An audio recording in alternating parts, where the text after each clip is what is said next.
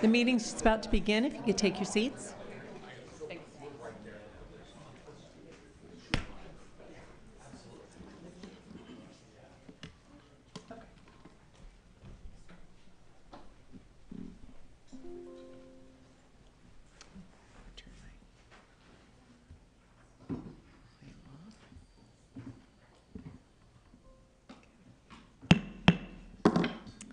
The September 4th, 2025 Des Moines City Council study session is now called to order. Councilmember Oxeger will now lead us in the pledge. Please stand if you're able.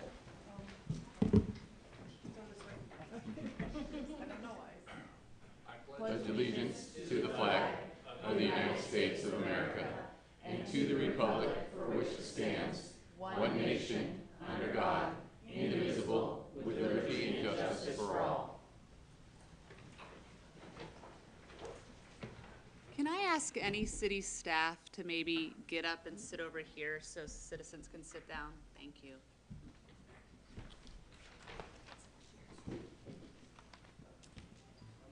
So thank you for coming out on a nice evening to join us. To all the public joining us, really appreciated. For those watching online or on Channel 21, please know that we cannot attend to our phones down here during the meeting, but if you experience technical problems, please email cityclerk@desmoineswa.gov.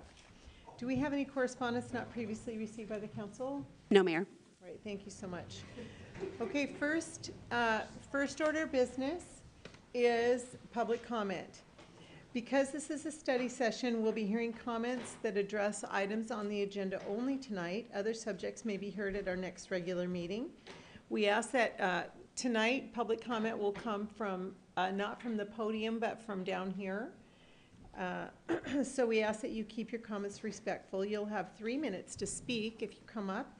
Please state your name and your city of residence. And then also please be aware this is campaign season, so we won't be able to entertain or hear any comments that could be construed as supporting a candidate.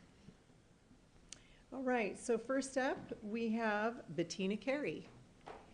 And while she comes up, what we may do is ask for people on deck too. We've got quite a few comments this evening. So after Bettina will be Melanie Barlow and Lee Tomlin. All right, go ahead, Bettina. Thank you. Good evening, Mayor, City Manager, Council members, staff, and neighbors. I'm Bettina Carey, a Marina District resident. I want to urge us to move forward with the Marina Steps project, and I want to frame it through a lesson from Seattle's past. Seattle's history with light rail offers us an important lesson. In the late 1960s and early 1970s, Seattle voters were offered the forward thrust plan, nearly 50 miles of grade-separated rail for about $1.15 billion, with the federal government covering 2/3 to 4/5 of the cost. That meant that Seattle's share would have been only around $4 billion in today's dollars. But when voters narrowly rejected the bonds, those federal funds, roughly $900 million, were redirected to Atlanta, where they helped build MARTA.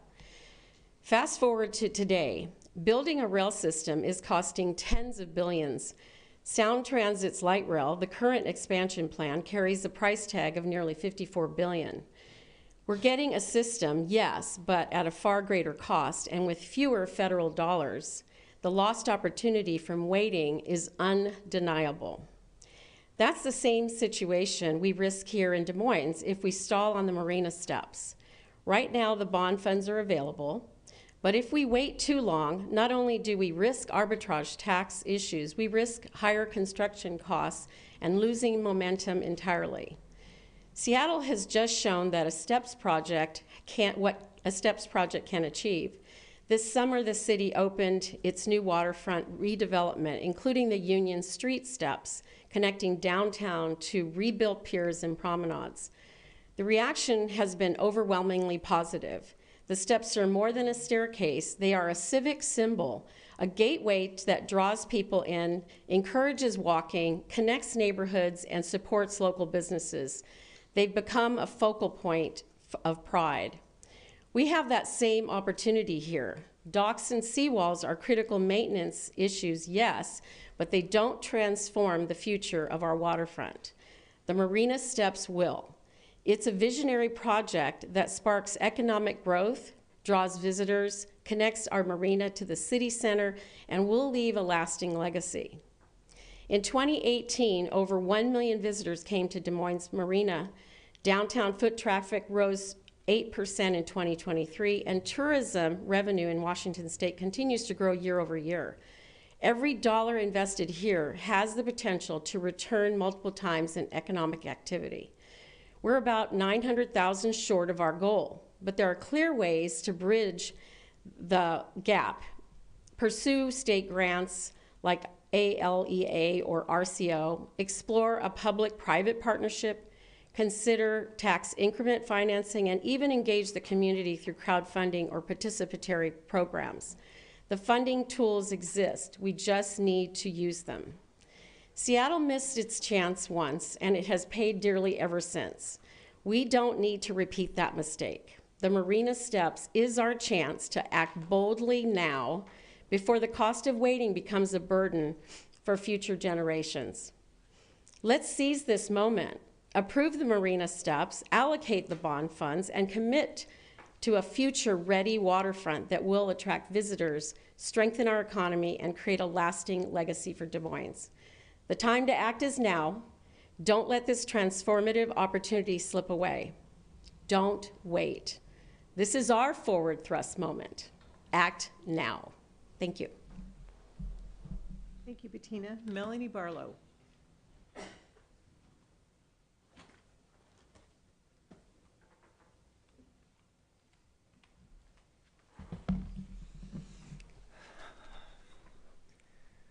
Thank you, Mayor, Auditor, City Council, for this opportunity to speak. I really look forward to getting the Des Moines Current magazine. I really enjoy reading the articles. And in the message from the mayor in the fall magazine, the words regional and regional perspective are mentioned 5 times, but there's no elaboration on what that means. And so I'm hoping for some description of what that means. Further in the same letter from the mayor mentions productive plans for future harvest and sustainability, new ideologies about our budget and economic development, choosing wisely regarding a strategic plan that draws business, investors, artists, and visitors. And from the city manager, we need to focus our time, staff, and funding on the priorities that matter most to this community. I want to bring us back to a past city council meeting about 4 months ago where the Redondo Pier project was approved. And at that time, Mayor Buxton, you did ask for a call of hands, and we did have a full house of anybody who was here from residents that were for the Marina Steps, and no one came forward. I just want to mention that, and am also asking in any subsequent city council meetings that I may have missed, have there ever been any citizens from the neighborhood speaking for the Marina Steps?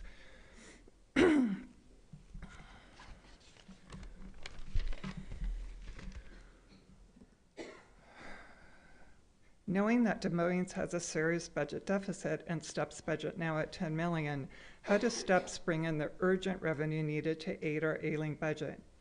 As currently in the US and worldwide, we face uncertain economic and climate upheavals. I would think basic sustainability should mean all focus on resources and energy on revenue building now. Why not consider, as have been mentioned, and so many ideas have been mentioned, dry dock storage, new boat launch, additional ticketing camera down at Redondo, which ends up being free because of the revenue that it generates, and we sorely need it. And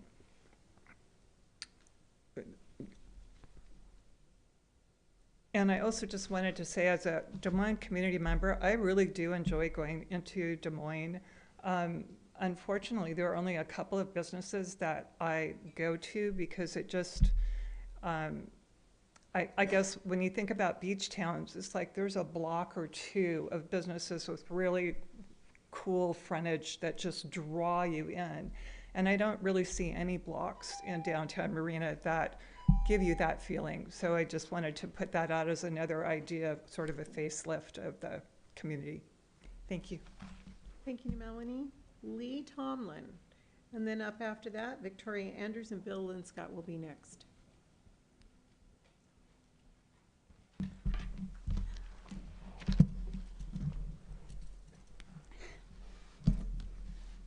Good evening, ladies and gentlemen. My name is Lee Tomlin.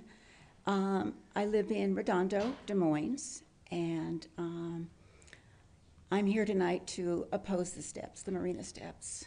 You know,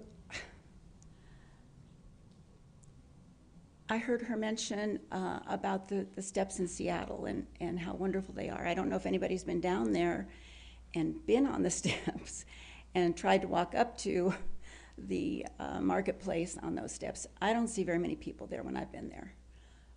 Walking around is great, but those steps, I mean, maybe young kids could go on it, but older people are not going on that. I don't see that there's a need for steps in Des Moines right now because there's no businesses that draw you, as Melanie said, that would draw you up to the steps. If you're going to be there, you're going to drive up to something that you want to go to. I think it's a speculative project that is over $10 million. And I would rather see that we look at more revenue producing projects like the marina, you know, fixing the docks up, bringing where it brings in money for our city rather than spending money that we don't really have. I know that we have grants and whatever, but I just think it's a waste of our money. We need to build a seawall. Fixing the docks up, bringing in revenue money would help with that, rather than building stairs to nowhere, really. I just think that I'm hoping that you'll shelve the project and that I just believe that this money is not money well spent. Thank you. Thank you. Victoria Andrews.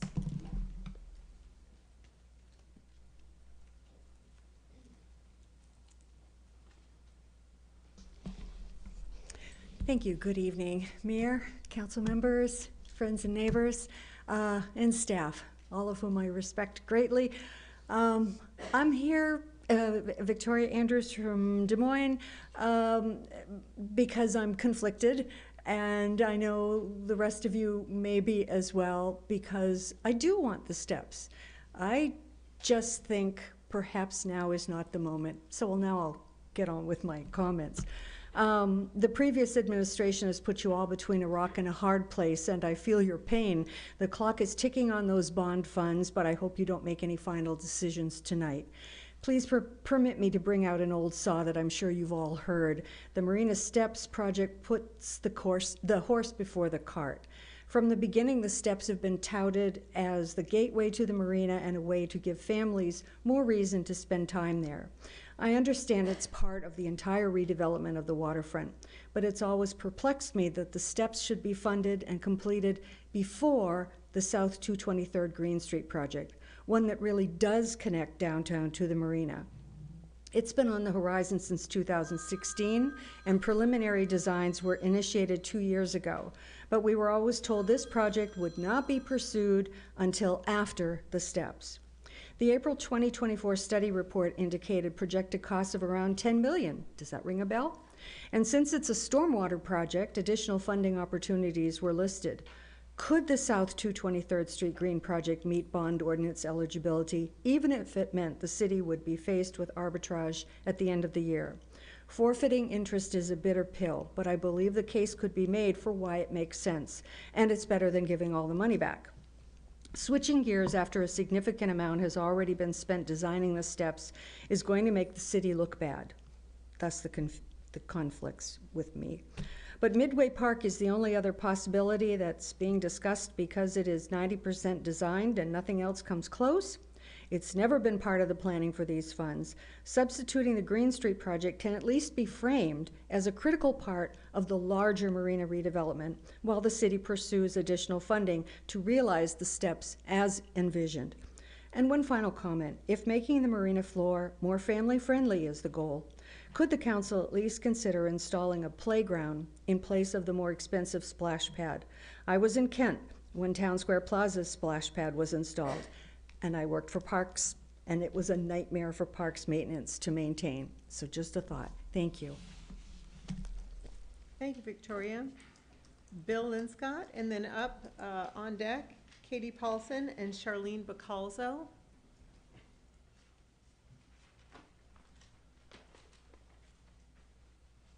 If you wouldn't mind, just to facilitate the speed of transition, when I call your name, if you could just get on deck over there, move forward to wait in line. Thank you so much. Hi, Bill, go ahead. Thanks. Good evening, I'm Bill Linscott from Des Moines, and I've got a couple comments on the steps I'd like to make tonight. One deals with kind of the splash pad and the slide feature. I don't think that's really needed in the project. You know, having a water feature with a large slide and a splash area does not necessarily make it a spray park. We did go check out the Auburn Spray Park, where that was brought up by people who made comments here before. It's tremendous. They got 8 to 10 different features that soak kids instantly, a lot of kids all at one time. We do not have a spray park in the design of this project. Those will be disappointing moments when people understand what that really amounts to. Aside from that, there's acquisition costs, there'll be equipment maintenance. You got to worry about the water health assurances too. In addition, there's a wet spray area and a dry slide area, and that might be incompatible. You put children with wet clothes on, they don't slip down the slide easily. They get stuck. Anyway, a different subject. Oh, I do think we need a kids' playground in the beach park. Searching for funding, compliments to the city, and they've done a great job, a great package here tonight. They've got financial approaches that line up and to get this project underway, really. Some difficult choices. However, I don't think taking money from existing projects ought to help fund this project. I think the steps are a little elaborate, too expensive, and they still fall short of the goal to connect it with the downtown, the marina with the downtown. Options. From day one, the city never really looked at options other than the steps, and I think that's a flaw. And even when we are, in the past months, when we know we're headed to this financial dilemma, the council didn't ask the staff for any new ideas to move forward that would actually connect the marina with the downtown, achieve it within budget, and do it now. So I think we need that new option, and it needs to be right sized for our current city finances. So the option. Consider a continuation of the North Marina Boardwalk up Cliff Avenue on 223rd up to the Marine View Drive. There's a wide street access easement there for landscaping artwork. It can incorporate the grand entrance to the marina and the beach park. It would fix the dangerous Cliff Avenue sidewalk issue, and it would require some groundwork, that Cliff Avenue hillside, and concrete, but nothing like the amount of work that the steps need. It would be quick and easy from a design standpoint and a permit. It's kind of a sidewalk. Anyway, it's the right time for that kind of solution, and if we can't afford it, don't do it. Thank you. Thank you, Bill. Katie Paulson and then Charlene Bacalzo. Hello, council members, mayor, city manager. My name is Katie Paulson, and I'm a mom of 2 here in Des Moines, and we live in the North Hill neighborhood. We're active in our community, and like many families, we look for safe, welcoming spaces where our kids and even our dogs can thrive. A big part of my life has been dedicated to animal rescue. I foster dogs with 2 organizations, and they don't allow our foster dogs to visit dog parks due to potential safety concerns. This is one of the many reasons I came to depend upon amenity rentals like sniff spots. Having a safe local backyard available has been life-changing for families like mine, and the dogs in my care. I also really enjoy getting to know the families that rent out their yards. This is just one of the many reasons why it's so important the city approve and regulate amenity rentals in a way that keeps them accessible. When families open their properties responsibly, everyone benefits. There's accountability, safety, and a chance for community connection. This is exactly what Annie and Josh Pansky have done with Sisu Us. They've built a safe family-centered place that is run with care and oversight. Their model shows what's possible when amenity rentals are done right. Safety checks, noise control, dedicated parking, and open access for neighbors. If Des Moines bans amenity rentals or forces them into commercial requirements meant for big facilities, families like mine and local families lose. But with a local licensing system, you can keep spaces like Sisu Hus and Sniff Spot yards available while holding operators accountable. As a neighbor, a mom, and someone who's seen firsthand how valuable these spaces are, I ask for you please to support a framework that allows responsible amenity rentals to continue in Des Moines. Thank you. Thank you, Katie. Charlene. And next up after Charlene, Liz Daldalian. Hi, Charlene Bacalzo, Des Moines, Washington. Good evening, Mayor, City Council, City Manager, staff. Tonight, my comments are in reference to the 223rd project. So I'm going to read an email I sent you all, learning more of this project from Catherine Caffrey and Mike Slevin when they attended our Marina Neighborhood monthly town hall style meeting in July. I have a new appreciation for this project. Before that time, I thought we, the city, were putting the cart before the horse. Recognizing the vision of connectivity along with future visions now makes sense. However, I have not and continue not to be in favor of the playground on a hillside. I have asked my clients with small children, working families within the demographics of this project, as well as being Des Moines citizens, and they are not in favor. It really was 100% of people I have spoken to. And these are young families. Okay. They would like the playground in the meadow, as do I. And many other citizens of Des Moines agree with that. A playground in the meadow where our summer concerts take place makes more sense. I feel the landing spots of the north side of the switchback steps could be a flat slab for different multi-uses, such as a Saturday artists where citizens and visitors to our city could come and observe artists at work capturing our beautiful marine landscape. Even a kids' Saturday of painting, hot dog cart, ice cream, include benches for viewing, photo ops for prom, etc., and not a playground on a hillside with saving dollars and liability. Also in reference to the splash pad, that doesn't make sense either for other reasons mentioned, but I think a fountain where people can throw coins and you can gather that revenue and give it to the Parks and Rec. But thank you for your time and consideration on this project. Thank you, Charlene. Liz. And then up after Liz, Jamie Wagner. Hello, good evening, Mayor, Des Moines City Council, residents. My name is Liz Daldalian Mora, and my husband Andrew's over here, and we live in the Woodmont Beach neighborhood, and we've lived here since 2019, and we also run a small electrical contracting business, Andrew's Electric, out of Des Moines. We chose to purchase a home here in 2019 because it felt like a family-friendly town outside of the hustle and bustle of Seattle. And over the past 6 years, we've become very confident in our decision to live here because the community has been so warm and welcoming and the perfect place to raise a family. We welcomed our first son, Sammy, just a year ago, and it's been the perfect place for us and for Sammy to grow up. So we're here today to voice our support for rental amenities in our city. We live right next door to the rental amenity pool, Sisu Hus, and we absolutely love it. Every first Thursday of the month, we get together there for neighbor night, which is where we met our postpartum doula, Liz Maney, who guided us through the very early and difficult days of parenthood. It's where I celebrated my baby shower last summer, and it's where we celebrated Sammy's first birthday just last weekend.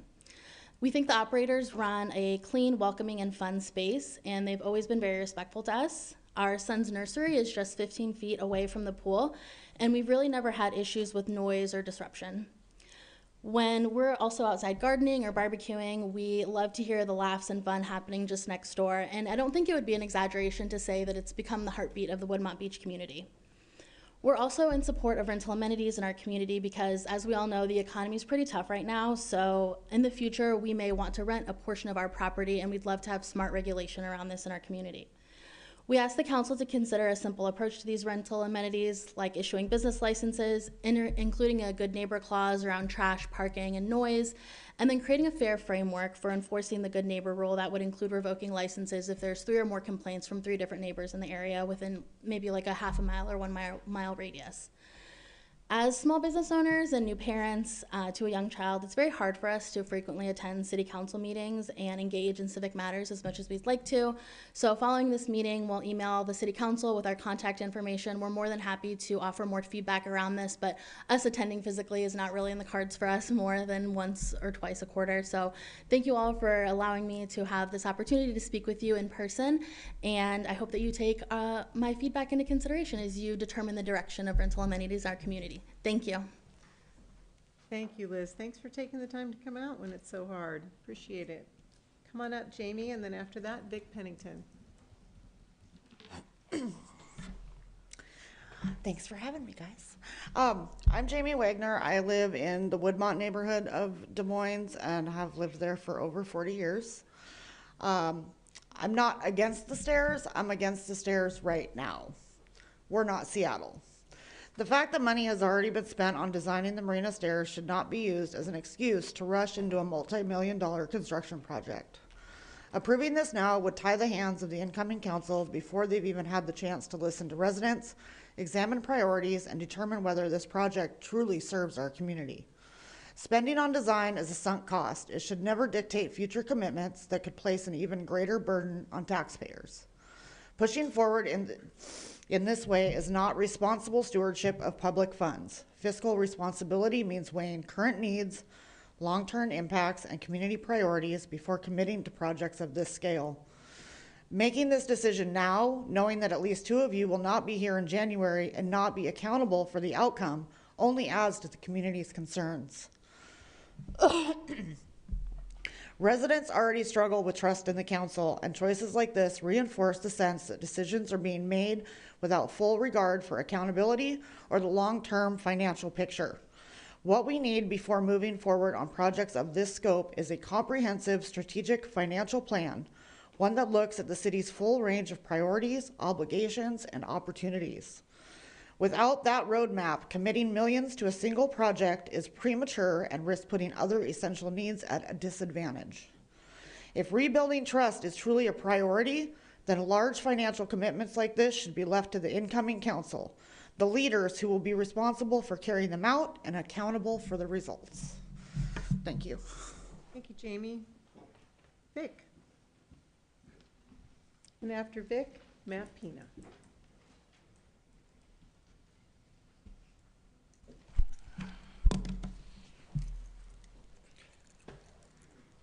Thank you, Vic Pennington, Des Moines. Here to talk about the Marina Steps and the defining moments that we've had in the city of Des Moines. And those defining moments that have added a quality of life to our citizens and have in some ways impacted our local economic development. You know, and the community of Des Moines decided to incorporate into a city.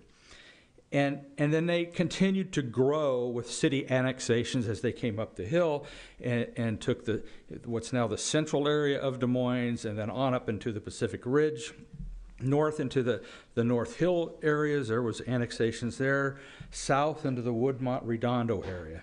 Our city continued to grow. And our city has had a number of community enhancing projects.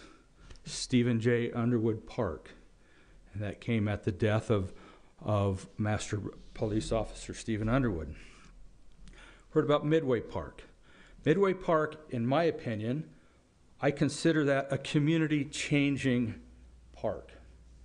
I worked at the fire department, and I went to that park when it was nothing more than a killing field up there. That the area of east of the highway had a tremendous amount of violence. The work that has been done with that over the years has changed the dynamic of that community. And that park had a lot to do with it. And that park, as you know, was funded through public-private partnerships. We need to continue those public-private partnerships. The reinvestment of millions of dollars into the Redondo community, into the boardwalk when it washed away, into Wooten Park, into currently the Redondo Fishing Pier. Those are quality of life areas in our community. It's part of our community. It enhances the quality of life across our community.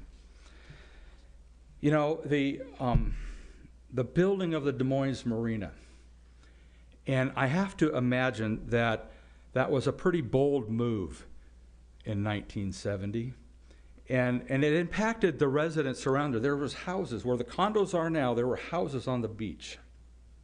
One of the names you may recognize is Jack Niskren. He lived on the beach. And so it impacted those. And I'm sure that it wasn't totally embraced by everybody. But the marina was built. The addition of the fishing pier, wow, you know, there were some thoughts about that. Oh, it's going to fall off the end of the marina, so on and so forth. The city purchasing the Covenant Beach Bible Camp for about $1 million. And that was a lot of money in those days. My time up? I'll give you a little bit extra time. Okay, I'll be quick. And the several buildings in there that were placed on the historical register, and I recall the divided opinions about that. The roadway that was moved out of the middle of the meadow and put to where the creek is prior, and the creek was moved. The vision that council members, the staff, community groups have created an incredible place. The marina floor with all of the enhancements, the farmers markets, quarter deck, building a new bulkhead, the update to the LM&N docks, the purchase of the Peterson property, expand Overlook Park, the short of the city incorporating, or the community incorporating into a city, building the marina was the next biggest thing. The decision today about the marina steps is one of the greatest investments in community space and it's of this city. And it's the culmination of the marina floor enhancements, the beach park, the Overlook Park, the farmers market, private businesses on the marina floor, and that connectivity to downtown puts all the pieces of that puzzle together. So it's not just one thing, it's the connecting pieces. And there was a lot of people in this room that have a lot of emotions about that, good and bad. You know, a lot of feelings. And I encourage you as a council to put those individual emotions aside and make a smart decision about the benefits and respect what has the councils before you that had the vision to bring all of these pieces that someday it would come together, and my hat's off to the former council, the community groups, and the staff that worked on this. And so thank you for the extra time, Mayor. Thank you. Matt Pina, come on up, Matt. And up after Matt Pina, Jocelyn Bekich.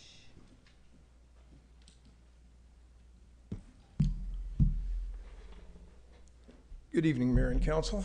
This is my first time back here in 4 years. For those of you who may not know me, my name is Matt Pina. I'm the former mayor, and I had the privilege of serving here for 12 years. I came back tonight because the council is facing a decision that is absolutely critical. And I think it's important that some of these things be understood. When I got here, it was all about economic viability, sustainability, and we really had to do many things, and they were difficult. They took us a long time. And this is just another piece, as former Deputy Mayor Pennington said, of the equation, putting these pieces together. These steps are part of a long-term economic viability and sustainability plan.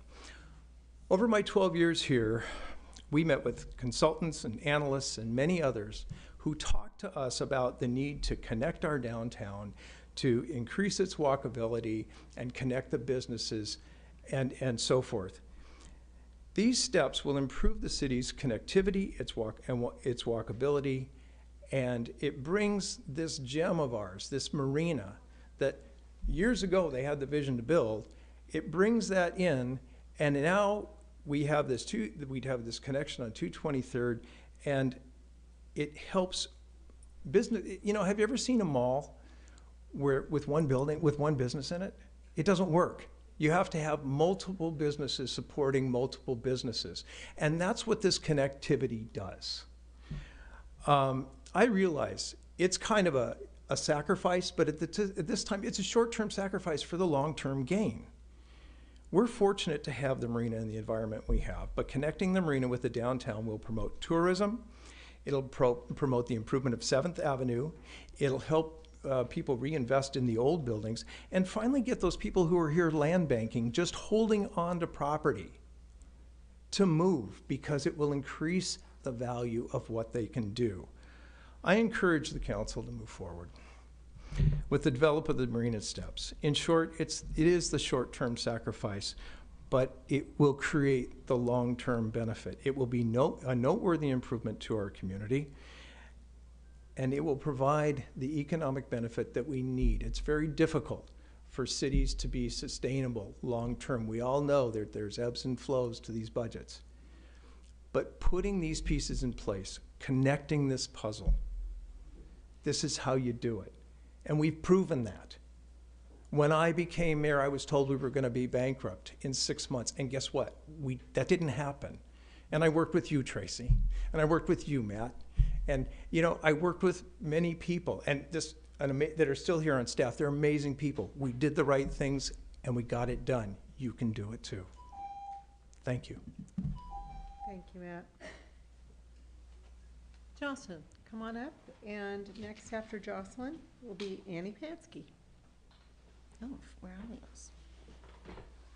Good evening, community members. My name is Jocelyn Beckage, and I'm here to comment on the short-term amenity rentals and how allowing them to continue to be a part of our community will, in my opinion, only help to continue to bring this wonderful community together.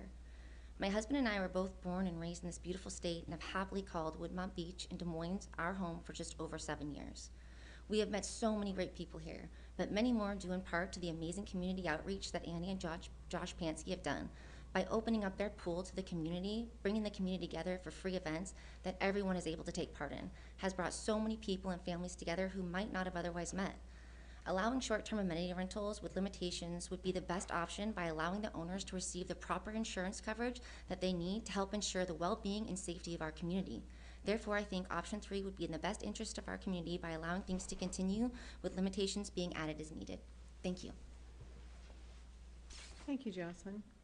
Come on up, Annie. And after Annie, Catherine Dupras. Good evening, Mayor, Council, City staff, and neighbors and residents. Thanks for being here. My name is Annie Pansky, and along with my husband, Josh, we operate Sisterhoose, a family pool and spa space here in Des Moines. What started as simply sharing our backyard with friends has grown into a safe, welcoming space supported by more than 600 5-star reviews, actually. We're here tonight because we believe Des Moines has an opportunity to lead with sensible regulation of amenity rentals. At Sisterhoose, we already run our property with structure and care. We have started doing 3 reservation windows now a day with breaks in between. Our water chemistry has been and still is logged daily as well as tested and treated daily. Our noise is monitored 24/7, and we try to keep it below 75 decibels. If it goes above, we let people know, except for one night a month, which is neighbor night, which happens to be tonight. We have a contract for weekly garbage removal and ongoing neighborhood cleanup, a dedicated parking lot or parking space for 11 cars so we don't impact the street, and free neighbor swims each month plus discounted access for those living nearby. We've heard concerns about capacity, and while our Swimply page lists up to 40 guests, our average booking is right around 10. More and more, we're shifting towards community-based swims for 20 to 30 people, like our Old Ladies Night every Monday from 6 to 9 that this week sold out at 20 tickets. We're asking not to be exempt from regulation, but to be governed by rules that are clear, fair, and enforceable. Hours of operation, noise standards, parking, garbage service, and a 3 strikes accountability system so that good operators can thrive and bad actors are held accountable. We believe CUPs are not the right fit.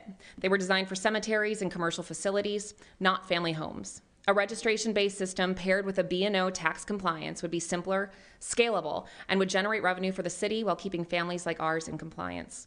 Most importantly, this isn't just about our pool. The sharing economy, we believe, is here to stay. From yards to studios to sport courts, Des Moines can set up a standard for how these amenities operate responsibly in neighborhoods.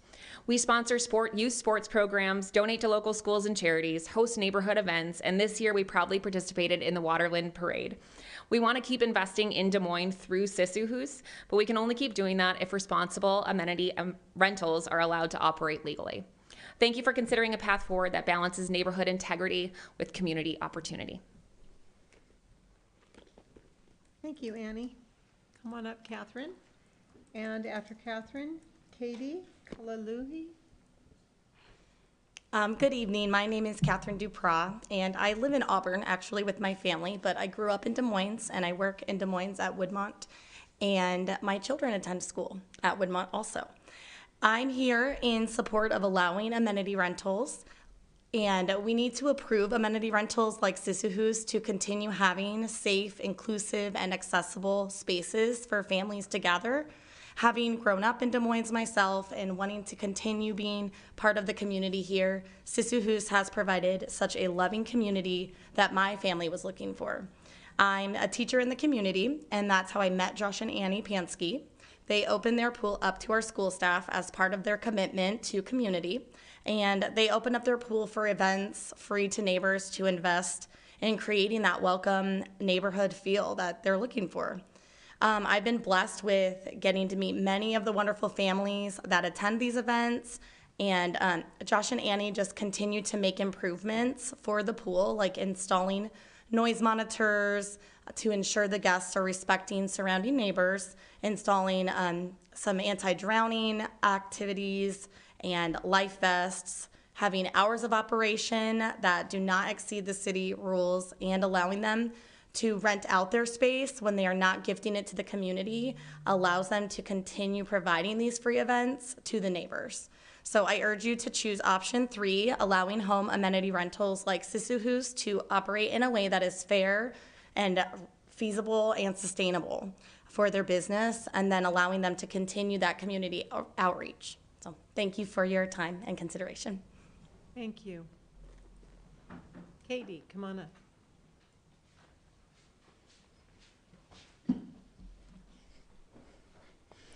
Hello, Mayor, council members, residents. My name is Katie Kalaluhi, and I live in Woodmont, 3 houses down from Sissuhus.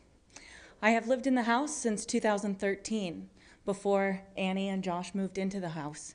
I knew the neighbors that previously lived there, but had no idea that there was a pool until a different neighbor flew a drone over. I met Annie and Josh in 2018, and one boy is older than their oldest daughter, and my other son is a year younger. So we've really grown up with their family over the last 7 years. I'm here today to support the short-term amenity rentals because it really has changed our community. When we moved in, it was an older community with very little children in the neighborhood. In the last 12 years, it has completely changed. There are kids running up and down the streets, walking on walkie-talkies, and as someone else mentioned, Sissuhus has really become the heartbeat of that community. Tonight is the 3rd year anniversary of Neighbor Night. So we all are missing it. We're gonna go back to our children as soon as possible and the babysitters, but we're here to support what we really think is needed. You know, option 3, the regulation of such, is really supported. I myself did not grow up here. I'm originally from Idaho. My family must also rent Airbnbs when they're here. So putting a cap on short-term rentals would also limit my family's ability to actually have a family gathering in this area. So I don't want to do it for the Airbnbs. I don't want to do it for the community pool that we've enjoyed for the last 3 years. Lastly, I'll say that in the last 2 years, Annie and Josh met the people that originally lived and built the pool. It was a Boeing engineer as the head of the family. I myself am a Boeing engineer. That pool was meant to be a community spot. They opened the pool originally to address the community and welcome the kids and the families. Annie and Josh have turned that pool around to actually continue what the original owner wanted. I'd like to support that and urge council members to vote in favor of option 3. Thank you very much. Thank you, Katie. Well, as a matter of habit, I do also offer, if you came tonight expecting to speak on one of these topics that are on the agenda and did not realize that you needed to sign in, I'll give you the opportunity to come forward and say a few words. All right, so that's the end of our public comment portion of the agenda for the committee meeting.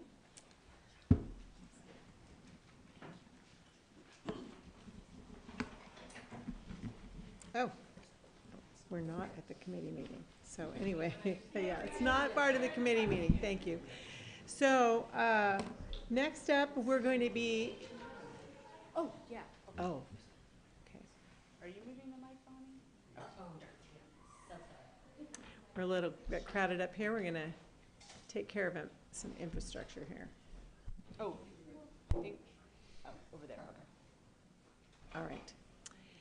Okay, we're moving into our discussion items for tonight. We've got a few. First up is a presentation from the Highline School District in regard to the Pacific Middle School. And I think we have our representatives from the district over here. You could introduce yourselves. Thank you. Good evening, mayors, deputy mayors, and council members and city staff. Thank you for the opportunity to present the Pacific Middle School replacement project on behalf of the Highline Public Schools. My name is Ellie Daneshnia. I'm the Executive Director of Capital Planning and Construction. I would like to start with introducing members of our project team who are here with me this evening. Katie Pond, our design partner who has helped bring the vision for this school to life. Robin Brown, our program manager who is supporting delivery of this project. Next slide. Oh. I guess we're done. That's okay, yeah. If we can go to the second slide, it would be great. So this project has been a long time coming, and our community was incredibly excited to attend the groundbreaking ceremony recently and celebrate the start of the construction. The new Pacific Middle School will be roughly 81,000 square foot, which will be supporting 950 students. In 2015, Highline Public Schools assembled a capital facility advisory committee to assess and rank capital facility needs across our district.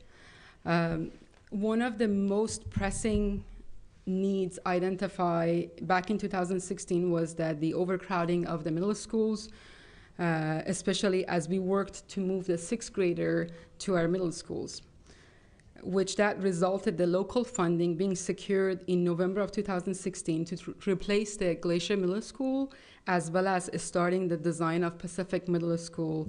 And in November of 2022, thanks to our voters and community, we have the funding to secure the complete of the design of Pacific Middle Schools as well as construction. Next slide, please. So as soon as the school ended, we moved the Pacific Middle School staff to our interim site, Olympic site, and then turned the site over to our partners, contractor partners, Skanska, to start the abatement and demolishing of the school. We are on schedule to open the new facility into this community by September of 2027. Next slide, please.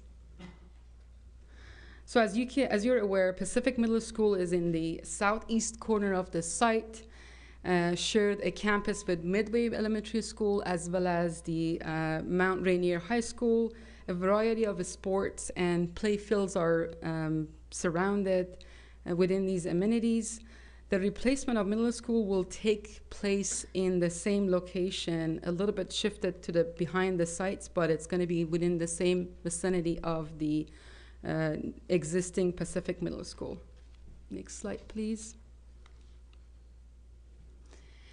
Layout of the site was driven by the need of completely separating the bus drop and vehicle drop-off zone for the safety of our students, staff, and community. So buses will now enter to the site at the northeast corner, as you can see up there, from the 24th Avenue South, which is almost exactly where the existing site entry point is today, and the cars will enter from the South 227th place. As you can see from the red outline showing, if it's, I guess, seeable right now, it's kind of faded, but that would be the outline of the new, old schools, and then you can see the new schools is kind of shifted to provide enough parking lot, which is roughly 98 cars, 13 buses, and increase the queuing and clear visibility for the community as they enter into the site. The existing grass field to the west of the middle school will be improved. It also provides a multi-purpose field for this for these 3 campuses. As you can see, we have the almost 145 geothermal wells that it's roughly 350 foot deep that will provide heating and cooling to the facility. This building would be 100% on electric, 100% electric. I guess we have all electric. Next slide, please. To accommodate the site needs, what we did, the new school will be the 3-story tall. Each grade, 6th grader, 7th grader, and 8th grader will have their own floor. Administration is near the entry. You will see it shortly in the flyover video, but then the red zone, that's the administration area. It's and the quiet classrooms are oriented towards the neighbors to provide the quieter spaces, and then the social spaces faced inward towards the other campuses that we have. Next slide, please. Wide corridors and then central elevators make circulation efficient for 950 students. Next slide, please. The building layout is streamlined and efficient, allowing the student and staff to easily find their ways through the building and facility. Next slide, please. Thank you. When we discussed the new building with the staff and students and community back in 2016, we asked for their visions, and the community was clear that they wanted a warm, welcoming building that reflects their unique identity. So the design team used the unique history of design of Des Moines and the Pacific Northwest as their design inspiration for color, texture, and material within the building. Those themes were like water and maritimes, forest and trees, and sky and aerospace. Next slide, please. We have a short video of the flyover, our new facility, starting from the entry. If you can play it, that would be great, and I will. Slide 10, last slide, other one. Yeah, you have to go back there. Other one, yeah, this one. 2 videos. Yes. So, exterior material were selected, provide a long life for facility and low maintenance for the district. In general, the lower portion of the building is masonry, and then the upper portion of the buildings are clad in metal siding, all topped with the standing seam metal roof. The classroom's wings is located along the southern face of the building, overlooking the stand of the mature trees. To aid the wayfinding, we've used the design inspiration and then harken back to the design, and then each floor received highlighted our beautiful water and stream. Like the first floor is red, the second floor is celebrating our forest and with orange, and finally the third floor speaks to our mountains, ranges and open skies with blue. Continuing on the west side, as you can see right now, I'm trying to go with the speed of the video. I don't think I can make it happen, so bear with me. The main gymnasium will be located in the close proximity of the new multi-purpose field. Gym flooring from the old building has been salvaged. The gym flooring, and that will be reused in the new building as a siding panels within our building. The new gym contains bleachers that seats up to 630 spectators. Exterior, if you look at it directly outside of the gym and commons in the northwest corner of the site, will be a hard surface play area with basketball and pickleball courts. We will have the common area, which is going to be the heart of our schools, with a library, and the adjacent to that is a maker space, which will be a future for the. It's a prominent future inside and outside of our property. Finally, you're going to see the. Actually, let's go to the next slide. So this is the. Yeah, I kind of did it. Behind a little bit, but I promised Mike that I'm going to make it less than 10 minutes, so we'll see. So this is the, finally we are taking through the construction logistic plan from our partner Skanska that will give you guys an idea of what is happening within the next 18 months. Demolishing will be starting from the west to the east side of the facility this summer. At the same time, we will be installing the geothermal wells under the new play field, and in fall we will be pouring the footing and foundations. Again, from west to east. Structure will be erected starting in the late fall and starting in the southwest corner, and then just going around the loop for the entirety of the facility, being chased by the subsequent finishes that we can finish the building by spring of 2027. So that's the plan.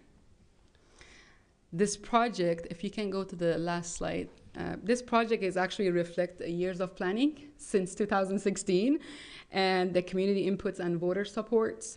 It will provide a safe, sustainable, and inspiration environment for 950 middle school students, which is reflect, kind of align with the vision and mission of the City of Des Moines as well. Thank you again for the opportunity to share this project with you guys, and we are happy to answer any questions, if any. I don't know if I did it under 10 minutes, Mike, but I tried. I'm just double checking that. A construction project usually raises the hand of Councilmember Nutting first. Mm-hmm. So I'm looking up there to see if he's got a question. We can't hear you. Yeah. No questions here, Mayor. All right. Thank you. Thank you. Right down the line, Councilmember Harris, and then Councilmember Mahoney. Thank you. I'm hoping this is a layup, but a number of residents asked when they saw the video, what direction is the front entrance? People can't figure out the orientation. On the new building? Yes. It would be facing 24th, right? Yes. Facing east, Facing yeah. the same direction. Same direction. Yeah. Correct. No, it's facing right now it's facing the residents. It's going to be facing the street, actually. So as you come in, if you go back to the slides. Same as Midway, basically. Correct, basically, same as Midway. Thank you. Slide 5, I think, might help you there. Yeah, I just get this. Yeah, if you can see your, where that helps. You go one too. more down, the next one down, yeah. Yeah, you see where the orange is, red? That's the main entry right there, yes. And that's 24th. 24th, yes. Thank you.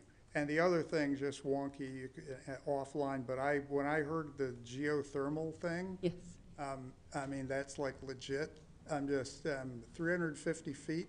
I'm sorry for our engineering types. Yeah. I'm used to that being like several kilometers down. I didn't realize it could be. If you guys have any information about that offline, I'd be very interested in. Do we have anything? Yeah, because I mean, seriously, usually you have to, a lot of places you have to go, it's much more challenging. So that's wonderful. Yes, we had thermal conductivity testing done to make sure that the site was viable for geothermals. Not all of our sites in this area are, but we were very lucky that this one is, which allowed us to meet our energy code goals of not using any gas and being able to use those geothermals paired with the photovoltaics on the roof of this building are really hitting those sustainability goals for the district. But we do have conductivity testing. I'd be happy to nerd out over the data with you later on if you'd like. Yeah, no, I'm just like drilling is just outstanding. Thank you. Councilmember. Thank you, Mayor. A couple of questions. So the first one, obviously, with school incidents being probably prominent in a lot of parents' minds and so forth. And a few years ago when the Des Moines Elementary reopened, I was impressed that they had made some modifications to that electronically and so forth. So if an incident's in a classroom, they can essentially shut off the rest of school and stuff like that. I'm going to assume those kinds of things, probably in improved matters, are going to be incorporated in this building? Yes, absolutely. We have the secure campus. That's the vision to have for all of our sites. We do have the shutdown buttons in terms of incident that will shut down the whole site, and we'll be bringing all the blinds down to protect the kids and the staff in the site. So this is the theme of all of our schools, and we have been improving almost every school that we have existing and the new one as well, and enhancing it as well. I was impressed, and I think it's a great reassurance for our parents and the community. The other question is, can you talk a little bit about, obviously, it's kind of over a flight path, or under a flight path, I should say, not over. Yes. Can you talk about some of the air improvement mitigation and noise mitigation that is going to be incorporated in this building? Yeah, I can speak to it, and then you guys can complement that as well. So I believe we are partnering with FAA and Port right now to provide sound installation to make sure that we can mitigate the noise within the classrooms. Do you want to add on to it as well? Yes, you're absolutely right. Your community does have a unique challenge, and one of the benefits of these new facilities is that with new technology, we can now improve the acoustics both inside the classrooms and inside the building itself. So, as Ellie mentioned, we partnered with the FAA to provide funding for extra sound mitigation in the building. So similar to Des Moines Elementary, the glazing has improved acoustics, as well as the roof and building skin have additional layers of sheathing to help deaden the noise of aircraft moving overhead. So when you are inside the building, you shouldn't even notice that you're near an airport, which is fantastic. And is there a component for air filtration? Yes, so all the schools have very high stringent regulations for the filtration of air within the building. Building schools within Washington State, we strive to meet the requirements of the Washington State Sustainable Schools Protocol, WSSP. It's a heck of an acronym. When you meet those requirements, you are about equivalent to about a LEED Silver, and Highline requires their architectural partners to hit that, whether the project is state funded or not. So this building will have all of those sustainable measures included. Thank you very much. You're welcome. Councilmember Nutting. Thank you, Mayor. My question, I must have missed it. Did you say that the state was picking up the bill for the extra layers of sheathing on the roof, exterior, and all of the other measures to make the building the STC glass and all that other stuff? Is the state picking up the extras for that? So we don't have any state funding in this project, but we do have FAA and Port funding that provides support for additional acoustical solution to mitigate the noise. And it does not, yeah, absolutely. It does not completely cover the cost. It helps, but it helps. So roughly around $3 million. And so what's the estimated extra cost for the STC rating that you're going to have to achieve for the entire building? I'd be happy to go back and look at the data on that. To be quite frank, it was about 2020 when we ran the numbers, and I can't remember them off the top of my head, but I'm happy to determine the difference for you if you'd like to know. I would. It's a constant battle being in the industry to hit STC ratings that municipalities impose on people and to get to where we need to be for private builders, let alone public builders. Absolutely. Deputy Mayor Steinmetz. Kind of to pick up on the theme, on the air filtration, were we able to get the Port or FAA to kick in any funding for that? No, so that funding was specifically focused on sound mitigation. Yeah. And where did the funding for the filtration come from? Or is that just from the bond? Okay. I want to compliment you on the design. I think this is really an elegant looking building. Junior high schools didn't look like that when I went to junior high, let alone middle school. So it really does look nice, and I'm glad to hear that you're incorporating a lot of modern concepts, safety, noise, air filtration into that. So I really think you've done a very nice job. Appreciate that, yeah. I would encourage the council members to, if you get a chance, we've just finished the 2 high schools in the Burien area as well as the SeaTac area. Tyee High School and Evergreen High School has been finished and open as of yesterday, so I would encourage you to go and see it. That would be the same theme. We're going to be looking into more flexibility for the spaces because we're building the building for 60 years to come, so we want to have that theme in mind, and as well as making sure that we're sustainable within the community and stewardship of the public funding. Any other questions? I appreciated the presentation as well, and I like the different grades on different floors and less movement all around and providing, I think, more safety and a little bit more secure environment. So yeah, really like the design, and I was also impressed with the geothermal information as well. Thank you so much for being here. Really appreciate it. Thanks for having us. All right, so next up, we have a ILA for Highline Public Schools that we're going to be considering. Looks like you guys are already sitting at the table, so take it away, Tommy Owen. Good evening, Mayor and City Council. Tommy Owen, City Engineer. So tonight I'll be giving a presentation on the interlocal agreement with Highline School District, and it's great to have them present the Pacific Middle School and follow it up with the agreement that we're working on at Pacific Middle School. So next slide, please. So a little background on how we got here. The city, as you know, is currently constructing the 24th Avenue Improvement Project. That project on 24th includes sidewalks, bike lanes, 2-way left turn lanes, storm drainage, illumination, and enhanced pedestrian crossings. So as we were working on that project, Highline School District submitted a pre-application in November of 2023 for the replacement of Pacific Middle School. When we started looking at their plans, as part of any sort of redevelopment project of that scale, it would require frontage improvements within the city right-of-way. Next slide, please. So city and the district staff began to meet to discuss the possibility of the mutual benefit of partnering for the anticipated work within the city right-of-way. We began looking at basically only having to do the improvements once. That was the big thing there, is the city was constructing our own project on 24th, and it just made sense to incorporate the district's improvements within the city's project as well. So we came up with an estimate of the probable construction costs on the improvements for 24th along the frontage of Pacific Middle School. Those improvements are about $112,000.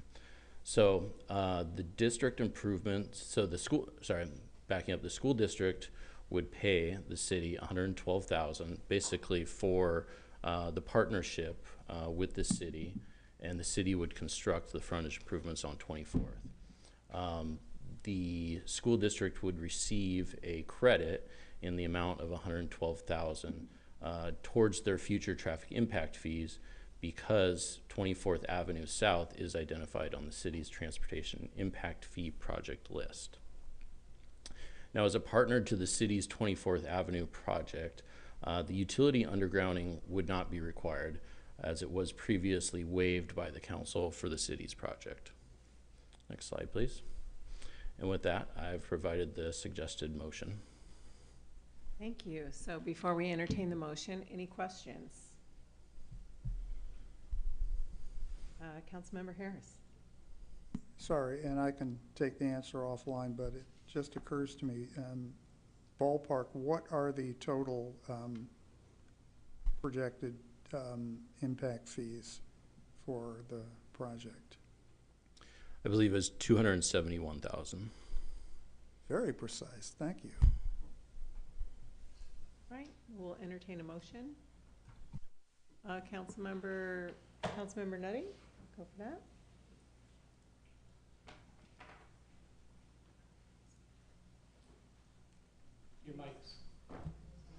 Your mic's not working. Mayor, I can go ahead and make the motion. I'm gonna go ahead and call on Councilmember Mahoney, and you can, okay? Just having technical difficulties here. All right. I move to approve the interlocal agreement with Highline School District for the 24th Avenue South Street Improvement Frontage, Highline School District property known as Pacific Middle School, and further authorize the city manager to sign the interlocal agreement substantially in the form as submitted. Second. Second, Councilmember Mahoney. Move to discussion. Any discussion? All right, take it to a vote. All in favor, raise your right hand. Looks like it is unanimous. Thank you. Okay, next up is our discussion on short-term rentals. So what we're gonna do, in the packet, there are kind of two topics where I'm gonna divide this in half to item number 3A and item number 3B. So 3A is gonna be short-term rentals only. And so for this portion, 3A, the purpose of this item will be for the council to review a short-term rental ordinance. So we'll move forward with the presentation, and then there is going to be another part where we will discuss amenity rentals separately, okay? But that's 3B. So moving forward, presentation, and who's taking that one? All right, Tara, go. Yes, thank you, Mayor, Deputy Mayor, council members. So first, we're going to talk about the draft ordinance regarding short-term rentals, so just a little bit of background. Currently, the city does not regulate short-term rentals, and we do not explicitly regulate amenity rentals. However, although we do not yet regulate them, the state does have requirements that could apply to some of these types of rentals. So as some council members may remember, we brought this ordinance to the Economic Development Committee back in March. At that time, it was presented as a joint ordinance for both short-term rentals and amenity rentals. But through discussion at that meeting, council members expressed a desire to separate those two types of rentals as each present distinctive issues. So, as the mayor just said, tonight we're going to discuss the draft ordinance, which will only address short-term rentals, and then we'll move on to discussing amenity rentals and how the council would like to handle those. When researching short-term rental ordinances, we did look at ordinances from numerous other cities. They're listed here. We also searched through MRSC for guidance and even researched any relevant news articles addressing pros and cons or issues with short-term rentals. So moving on to the ordinance itself, it defines short-term rentals as those rented for less than 30 consecutive nights. That is consistent with the RCW definition. It would require owners to apply for and be granted short-term rental permit with a suggested fee of $250.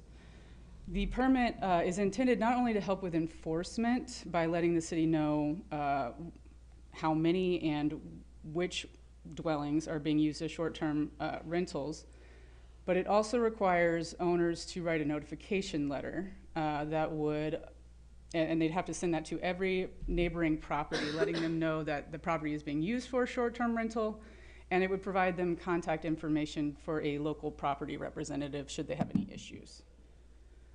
The other regulations of the draft ordinance are mainly aimed at reducing any potential impacts to the surrounding area by regulating max occupancy, the number of bookings allowed at a given time, parking or street parking, garbage, and the conduct of renters.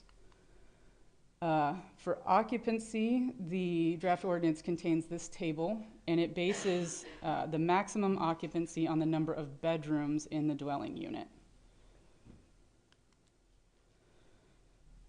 So this draft ordinance does require prompt response by the property owner or the local property representative upon notification from the city that there's been a complaint, and they would then need to take immediate steps to remedy the issue.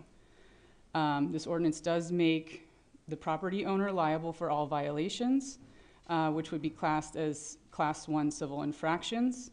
Violations would subject the owner to potential revocation or denial of their permit. Also, if the city were to receive 3 or more verified noise complaints, which that term is defined in the ordinance, the owner would then have to install a noise monitoring system, which would notify them if the decibel level went over a set threshold. The police department and code enforcement would handle violations and issue citations as needed. The draft ordinance does also provide an appeal process for permit denial or revocations and for committed infractions. So, are there any questions on that? Okay, I'm going to take Deputy Mayor Steinmetz and then Councilmember Nutting. Yeah, for the sake of clarity, you said the dwelling unit, you can only rent out one dwelling unit at a time. Is that, as I understood the ordinance? But what happens in the case when both my boys have moved out of the house and I have 2 bedrooms downstairs I could rent out? Could I rent them out separately or not under this? Not as it is currently written. It could be reworked if that's the will of the council. But the idea was to prevent people from, having 7 lodgers at a time, which could create potential issues. So it really doesn't allow it to develop into like a hostel. Correct. Where each bedroom is rented out. The idea is to keep it a defined unit. That's correct, yeah. I just wanted to clarify that and make sure. Thank you. Yep. Councilmember Nutting, right? You had your hand up? Correct, Mayor. Thank you. There are some cities, I have a couple comments, if I may, and then it'll lead to a question. There are some cities in the state of Washington that require the renter of the residents live on site, and then they require a bed and breakfast license. We're not talking about that here. Are we? That's correct. Yeah, they would. Okay. Yeah. Okay. And then the other part of it is that there are some cities in the state of Washington that require, if you do have a, let's just say Airbnb, that you have a placard outside of the house with the name and phone number and the business license of the person that is renting that house, and it's only allowed in the commercial district. So they've district the city in areas that are large commercial, small commercial, and only allow Airbnbs to be located in that area. Is that something that we're looking at or that we could put into this ordinance? Yes, I mean, if that's what the council would like, we can rework the ordinance for that. Okay. And I had one other, but it escaped me right now. If you could, Mayor, come back to me. Thank you. Sure, if there's, okay, Councilmember Harris. Thank you. Just from where does ADLDN come? Is that like some template from? That was chosen because when we looked at a scale of decibel levels, that seemed to be sort of the upper threshold before things got really unreasonable. If the council would like to change that to a different number, that absolutely can be changed. Yeah, I don't mean to go off here, but the DNL 65, which we're under, you'd have to have 100, like 747s making emergency landies every day to break 65. 80 you could fire off shotguns and stuff, because it's a 24-hour average. The better thing is what's called LAEQ, which is like an average of a couple of hours. I know it's a thing, but it's just like. The other thing is, actually to something that Councilmember Nutting said, in Ireland, when you have a B&B, they do require like a little placard of some sort. It doesn't have to be obtrusive, or like a little card that you can ask of the public if somebody wants to come by, and you're required to have your license available for inspection if anyone just, is that something that could be possible? Yeah. I'm not talking about zoning or anything, I'm just saying having that.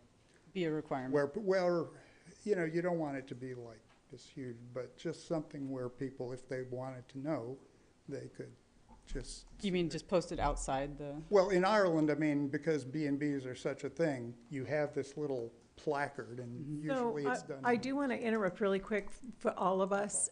This is just for clarity questions, because. No, I'm just asking if that's. We'll move to the motion, and then we can make recommendations to staff, because this will be coming back again.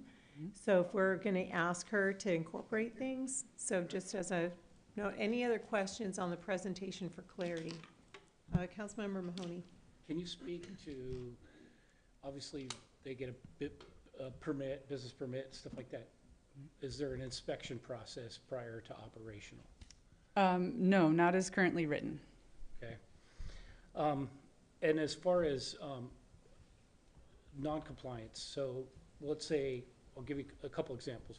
Police come to a response, they find out it's a unlicensed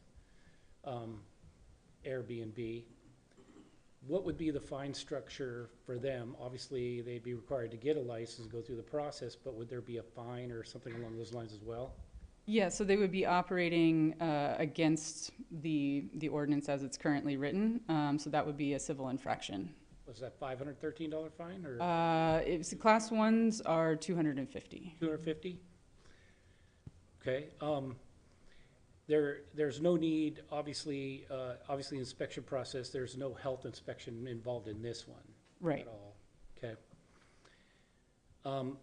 The noise monitoring system.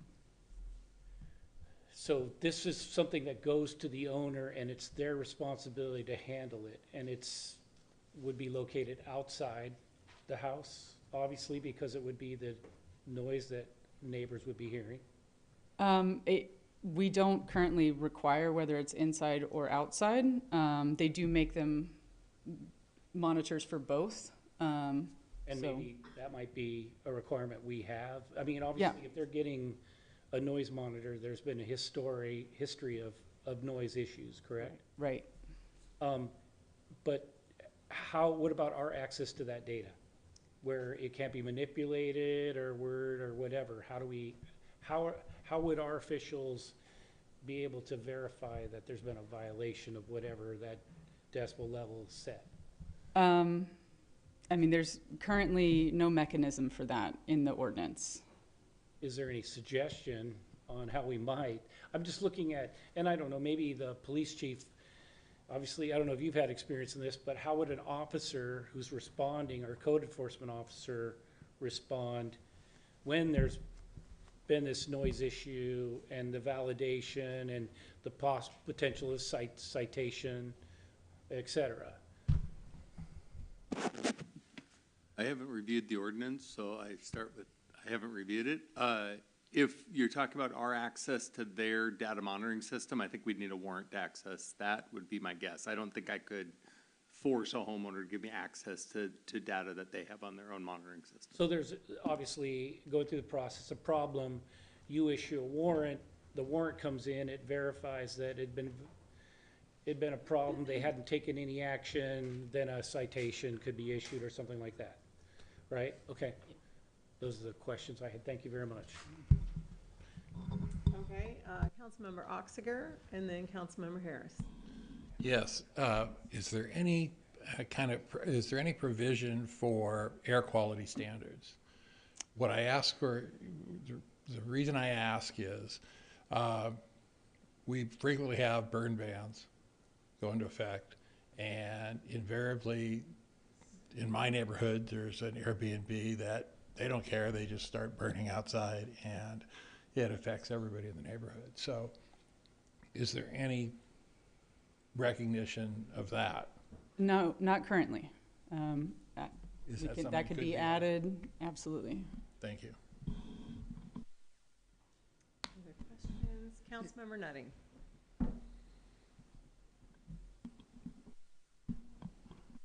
What about, I understand that there's the $200 plus fine for not having a license and operating outside of what the city of Des Moines required, but what about calls for service? If there's a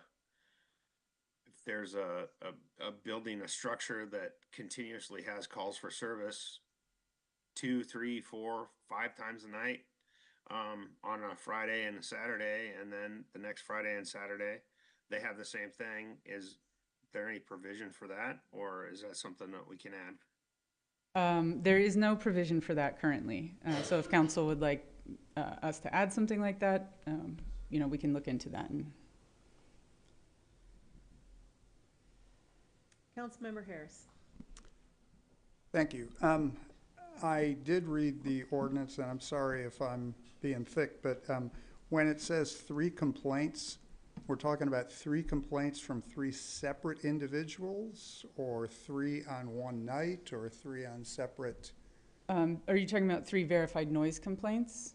3 anything. I mean, yeah. So no, currently there is no requirement that come from separate individuals or separate households. It's just 3 complaints. Or if you're talking about the verified noise complaints, there would have to be, per that definition, some evidence to help support that they were being unreasonably loud. I mean, who would be the arbiter of it? I guess what I'm saying is that there should, I'm sorry, I'm trying to formulate this as a question, but it seems like there should be something more specific as to, at the discretion of the code enforcement officer, or there should be something more definitive as to, how many complaints and when. The other thing is that, again, Councilmember Nutting brought something. What if a renter shoots off a ton of fireworks and qualifies for that $500 and whatever fine? Who's responsible? Is it the homeowner? And I mean that with any kind of secondary. Some of these questions. Absolutely. I mean, first of all, we can't legislate every scenario, right? So this is our best attempt at kind of having some broad regulation. So I think regarding Councilmember Oxiger's question about the burn ban, so we do have a provision in Section 13 that we can revoke a permit if a property is violating local laws. So that could be for your fireworks, that could be for your burn ban. That's actually my point. I don't want this to turn into the Talmud. I want it to be like some kind of just something very simple but there is this idea of secondary infractions when you say that. And we do, in Section 13, we have the opportunity for an appeal to the hearing examiner. So that's an independent third party that would, so that would be the process. But if we're talking about officer issues, police responding for violations of our local codes, if we're talking about a burn ban, which would be a violation of a county code, if we're talking about fireworks, all those would be considered in this, not named specifically, but we could then, if we had problems at a property, we could revoke their license. And then I think, yeah, so that's in there. We don't have them called out specifically, but it's broad enough to allow us to do that if we had any sort of problem You know, property. that's, my concern is actually making it simple as possible for the officers. And that's just what I think should be the case. Thank you. Okay, any more questions? Any more questions before we move to the motion? All right. Did we have a motion? Yes? I move to pass draft ordinance number 25-001, is that proper? And to a second reading at the next available city council meeting. Have a second? Right here. A second, Councilmember Mahoney. Discussion. So before we begin the discussion, I do want to summarize the recommendations that have already been made. And then you can add to that, and I think you raised your hand first. You want to start there in a moment, Councilmember Mahoney. Okay. There's comments on calls for service, inordinate calls for service, a fee schedule for first, second, third offenses, a mechanism for a sound monitor offenses, or recommendations in regard to sound monitoring, and what are we going to ask for? Placards is another thing. So for all of these things, maybe you want to ask, does the council agree that we want these things? Inspections. Zoning was brought up by Councilmember Nutting. We want to consider different zoning and air qualities. When you talked about air quality standards, I think do you feel like that was answered? I think it was answered. I would ask a further question, though, is it not valuable in some of these cases that we can kind of predispose that it's going to happen, that we should state in the ordinance that these are covered? Okay, so we'll start there, and then I'll call on, and then Councilmember Mahoney next. So that was that was my last bullet. Did you have a recommendation that you wanted to make for when they bring it back? Well, my question is to the city attorney is, were you saying that not call them out, but just using Section 13 as a catch-all? Well, I think Section 13 covers someone burning firewood during a burn ban. But is this, okay, but I mean, is it clear then to the operators that this is one of the things that we're concerned about? Well, I don't know. I mean, if you're burning during a burn ban, I think people would know that that's illegal. So does the operator know there's a burn ban? I don't know. I can't answer that question. It would be an enforcement issue. Yeah. Okay, Councilmember Mahoney. So not mentioned, I would love to see an example of what a letter to the neighbors would look like. Obviously, the criteria that would need to be met and the recourse that the neighbors have, obviously, in the process to, I guess, speak to their side. And the only other thing, since you've covered the other ones that I brought up, is in the noise monitoring, should there be language that said, like, the opportunity to volunteer the information freely and necessarily have to get permit, or is that necessary? I'm not a lawyer, so I don't pretend to know, but I'm just saying it might be easier if they're just gonna volunteer it right over. But that may be something that might violate their rights, I don't know. But if there was some kind of language where it might make it easier for our police and the code enforcement officer to do their job, where it's more straightforward, if this will be the process. Those are just my takes on it.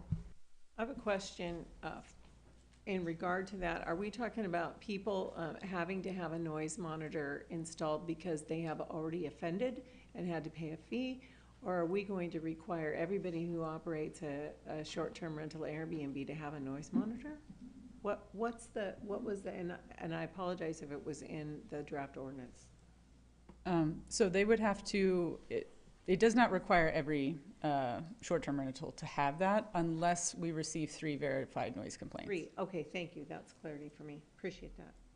Okay, did you feel like you got direction from, and does the council have a head nod on the recommendations of Councilmember Mahoney? Councilmember Grace Matsui? I would like to do a vote or a head nod on each of those items. Yes. Because there are some that I may support, but there are others that I do not. Okay, how do you feel about this one? How does everybody feel about this one? Is there a head nod? Which one? What, Councilmember Mahoney, So clarify, please. See a copy of the letter to neighbors, so we can understand what would be sent out. Okay, do we feel everybody is a head nod on that? I feel like the city manager can handle it, but.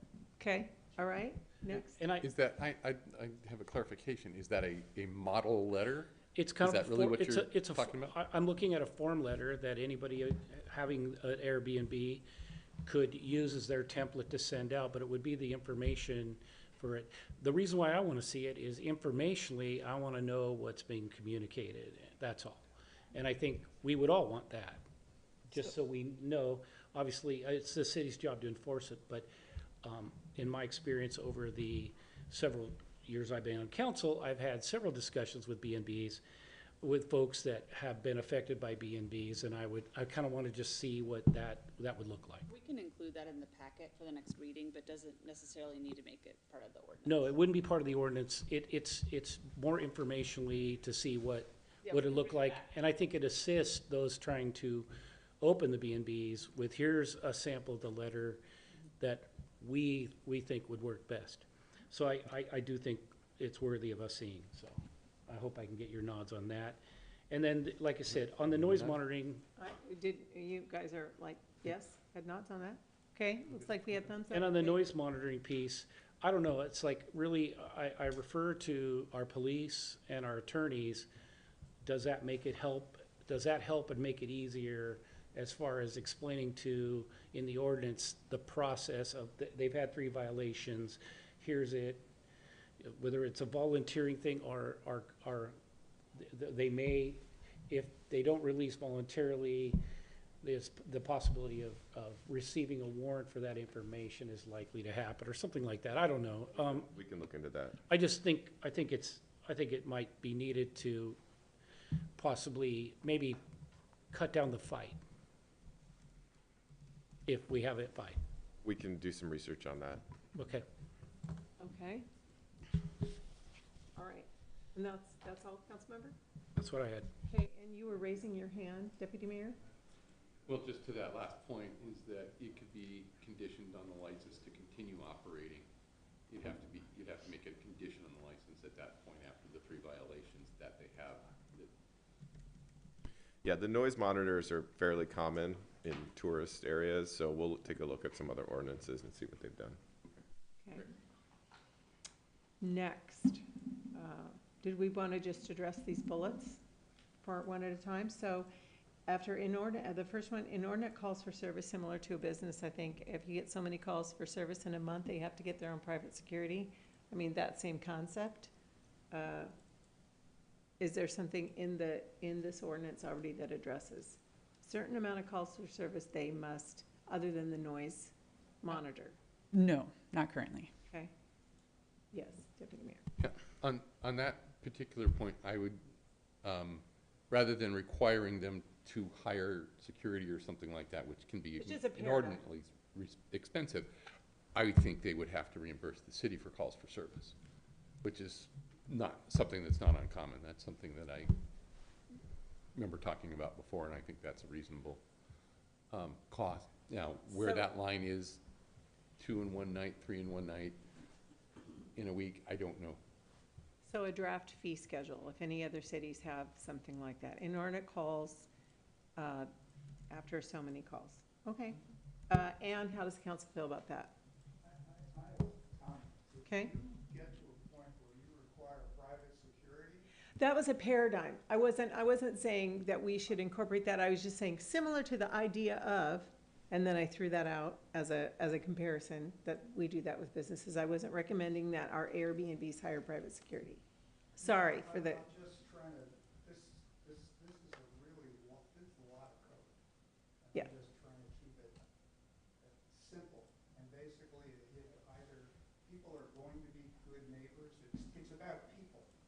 if basically people are either gonna do the right thing, you know, but if you're having all these little compliance things, you got a problem. And you should find another line of work. is Well, what we I'm do that with our animal control, right? We've got a fee schedule for calls. I'm just, whatever the council wants, I'm just Okay. saying. We could look at as an alternate, because I am a little concerned about how complicated this could get. I mean, we could look at a certain number of complaints and you're no longer allowed to operate, period. So that would probably be a lot simpler for us, but. Okay. Would the council like a draft recommendation on that subject? Yes. 1, 2, 3, yes, okay. A draft recommendation. All right. Placards, that was brought up. Does somebody want to ask for a placard situation? What's your recommendation, Councilmember? I agree, the fact that the information located somewhere in the front of the building that's easy to find for both the neighbors and and whoever their 24/7 contact is, that gives somebody a place to reach out. You want the neighbors to work it out amicably rather than have to use our resources, right? So the idea is that it's there to open the door to, like, hey, you know, we're kind of having an issue here, can you do something about it? And the hope is that the owner of the business building would do that. Obviously, the next steps are code enforcement and so forth, ordinance enforcement. But I don't think it's a problem to have it there for that start as an informational piece to get maybe resolve it in an amicable way rather than have to put it on our city and our resources. Okay, Councilmember Grace Matsui and then Deputy Mayor Steinmetz. Just plugged in. No, thank you. I do like the idea. I have stayed in a B&B in Ireland, and they do have a big placard outside the front. But those were B&Bs where the operator lives on site. And so I am concerned that with something like a VRBO or an Airbnb where they may not be a person living there, that it puts a big target of like, this house might be empty and you can come in and rob it because it's actually not going to be occupied if you drive by and there's no lights on at night. And so I think the letter that goes out to the neighborhood in general, to every single one in that surrounding area, I think you have it as a half mile, is that correct? Something like that? Every neighboring property. Only the neighboring, we could increase the radius of that, but I think the letter does the same purpose, and it may not put that property at risk. Deputy Mayor Steinmetz, did you want to respond to The that? only counter I have to that is neighbors do change, but I concede that if it's in the letter, it's good enough, as long as the core people of an individual in the particular neighborhood know who they can talk to first. I'm all for it. It doesn't, whether it's on the front door or not. There you go. Deputy Mayor Steinmetz. Yeah, I was actually had the same concerns. I think the letter solves the problem for communication, but also there'll be a business license that can be looked up. And that way you're not putting something right out front that said this is, you know, potentially a target for somebody to break into if it's otherwise empty. So I think there are ways to address that communication between neighbors to try to get it worked out, short of actually posting a placard, which could be, you know, depending upon how we want to define that placard, could be yet another expense and another barrier to getting these things open. There are some people that really want to do this. Okay, so are you happy with immediate neighbors, or do you want to increase the radius? Councilmember Harris. And then Councilmember Nutting, thank you. So the point is well taken. I think there should be like a laminated little thing that's on the entryway table. And so that if somebody has a concern, they can just knock on the door and whoever is renting the place can just present them the laminated card and say, you know, here is the rental thing and here's who you can contact. Because even like with any kind of communication, you can send out postcards until you're blue in the face and you won't hit everybody. It just seems reasonable if, you know, you don't want to make the house a target, but you want to, if you hear some noise, you want to be able to be presented with some credentials.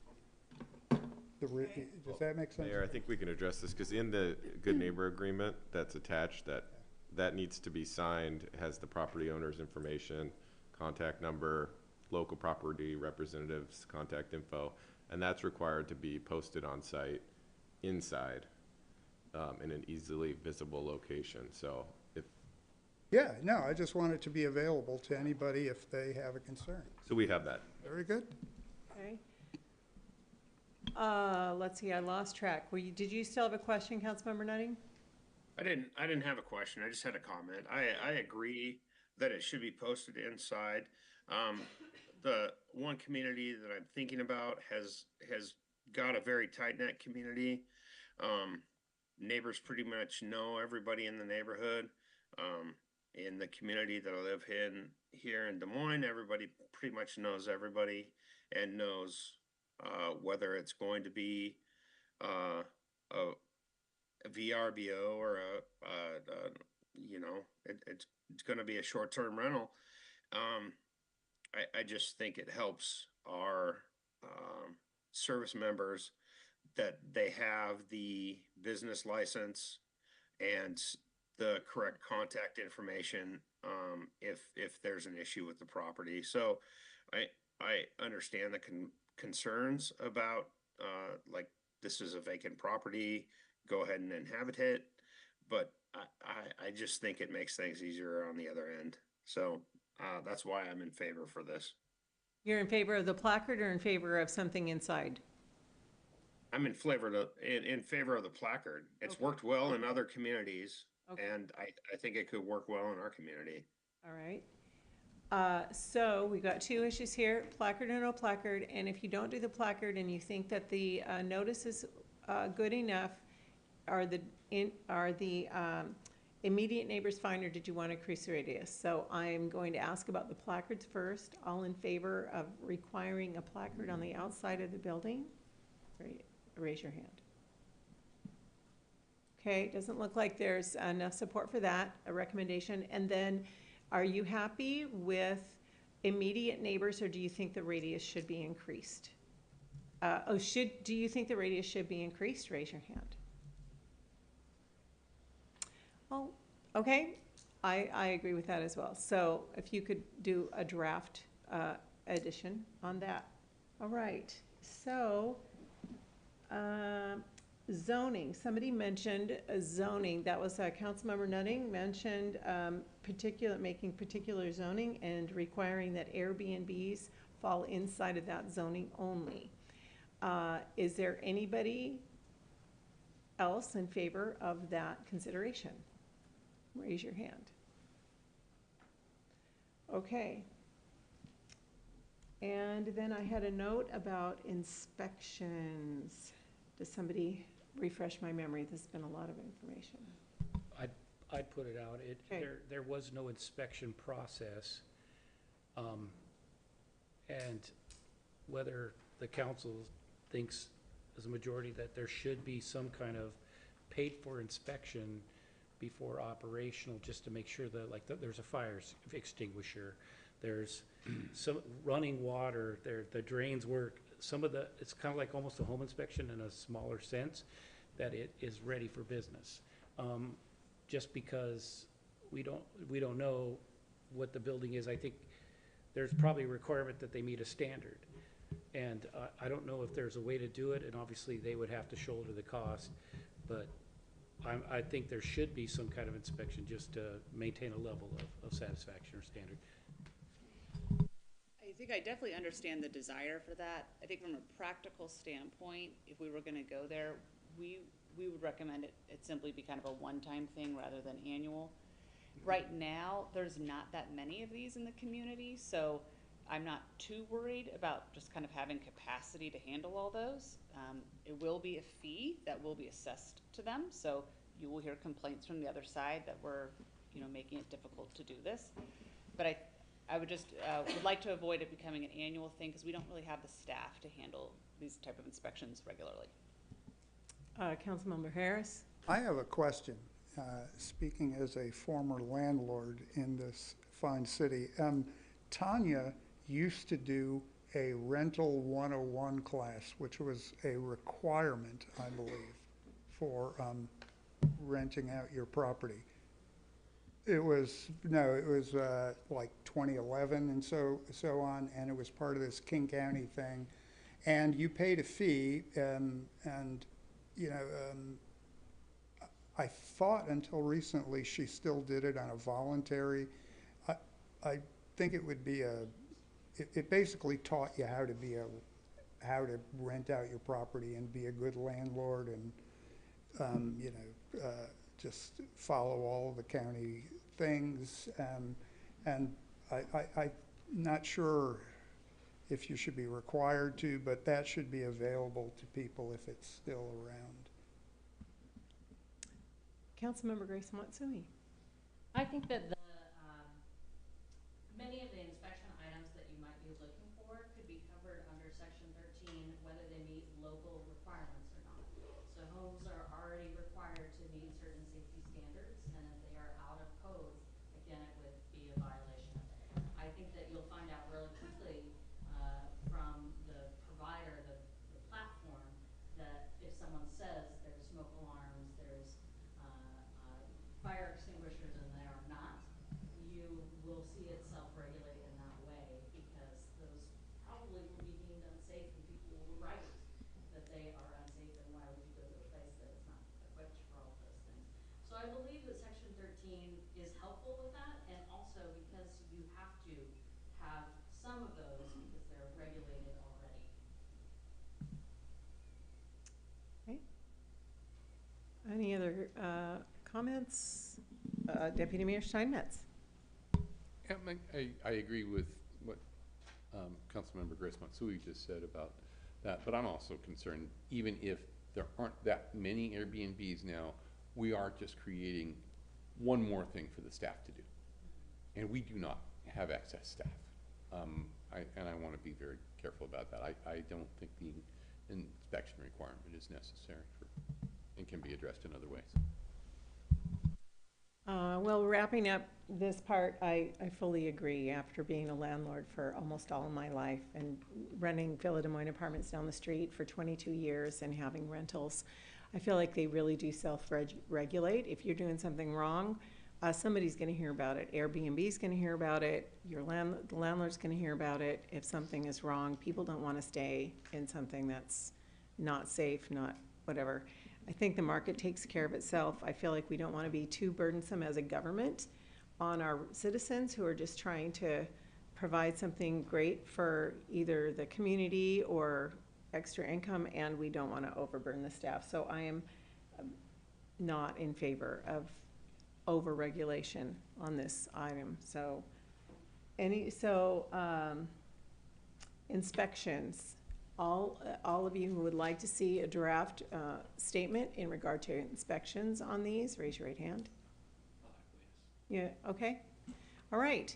That's all I had for the bullets that were brought up. Does anybody else? Councilmember Harris. I just want LDN changed to LAEQ. Okay. It's a world of difference. Thank you so much. So it looks like you have some direction for when it comes back. Yes. Appreciate your patience on this and note-taking, so good. Well, we move on to item 3B, which is amenity rentals. Pardon? 5-minute break. Oh, We also need a vote on the ordinance. Y'all didn't actually. oh, vote. thank you so much. It's being a study session and on the floor. This is messing with my perception of what we're doing here, so thank you so much. So we do have a motion on the floor with a second and a discussion completed. The motion was moving to pass it to the draft ordinance to a second reading. All in favor, raise your right hand. And it looks like it's unanimous. Thank you so much for that. Appreciate the correction on that. Okay, if you would like yes, let's go ahead and take a break. 5 minutes, good? All right, 5 minutes.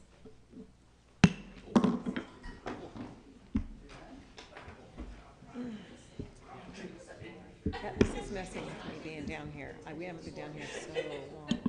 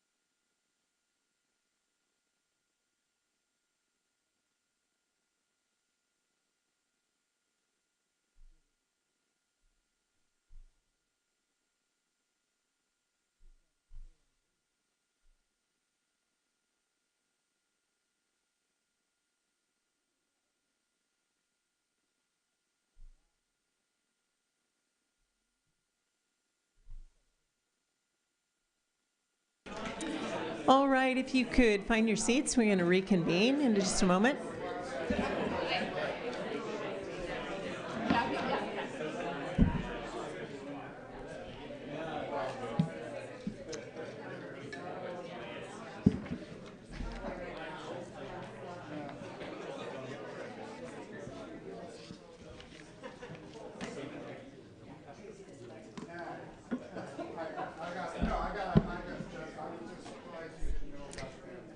Five, 4, 3, 2.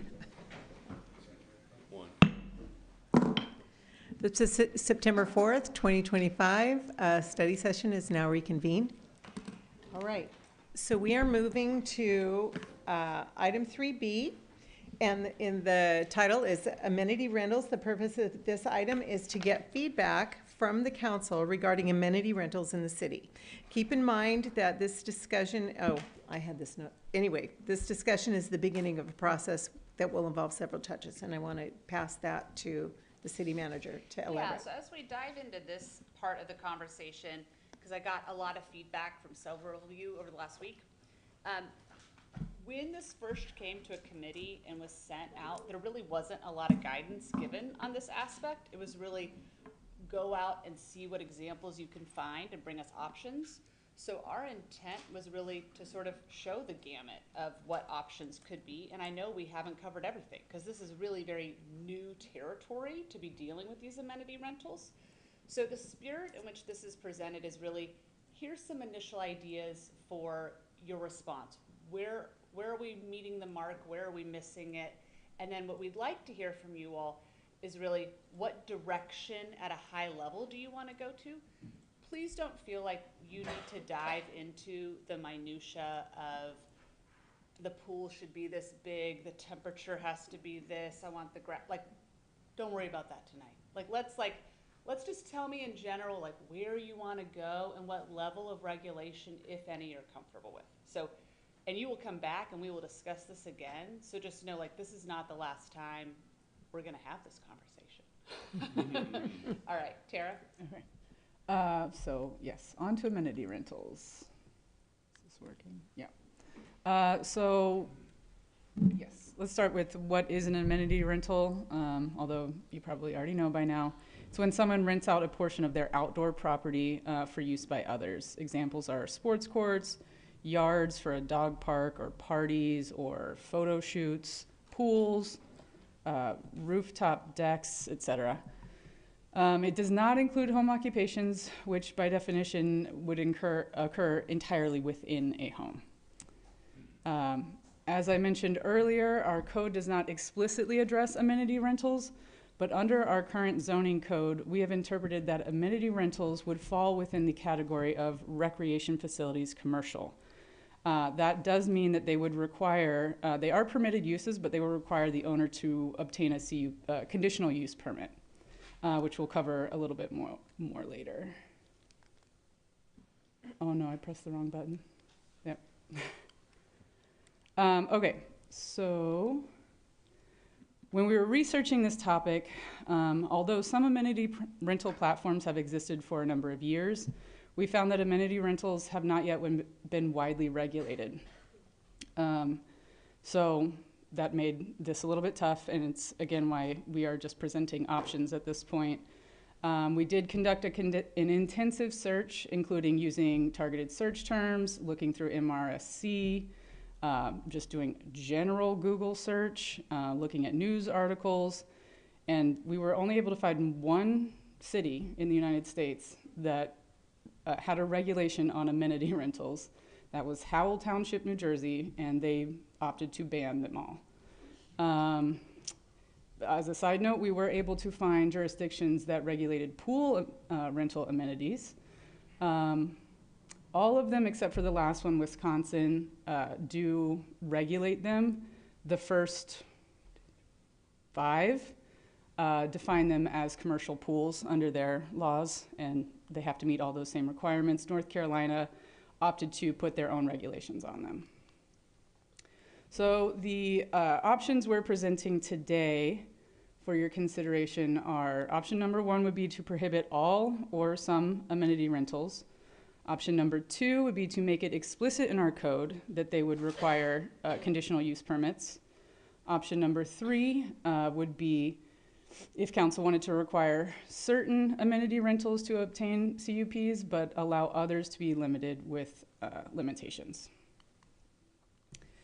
So for option 1, again, that is prohibiting all or certain amenity rentals. So it's good here to talk about the possible benefits and possible negative impacts. I think you heard some comments about possible benefits today. That would be economic benefit to the owners, and again, as the comments showed today, it would provide activities and spaces for the community to use that there may be a demand for.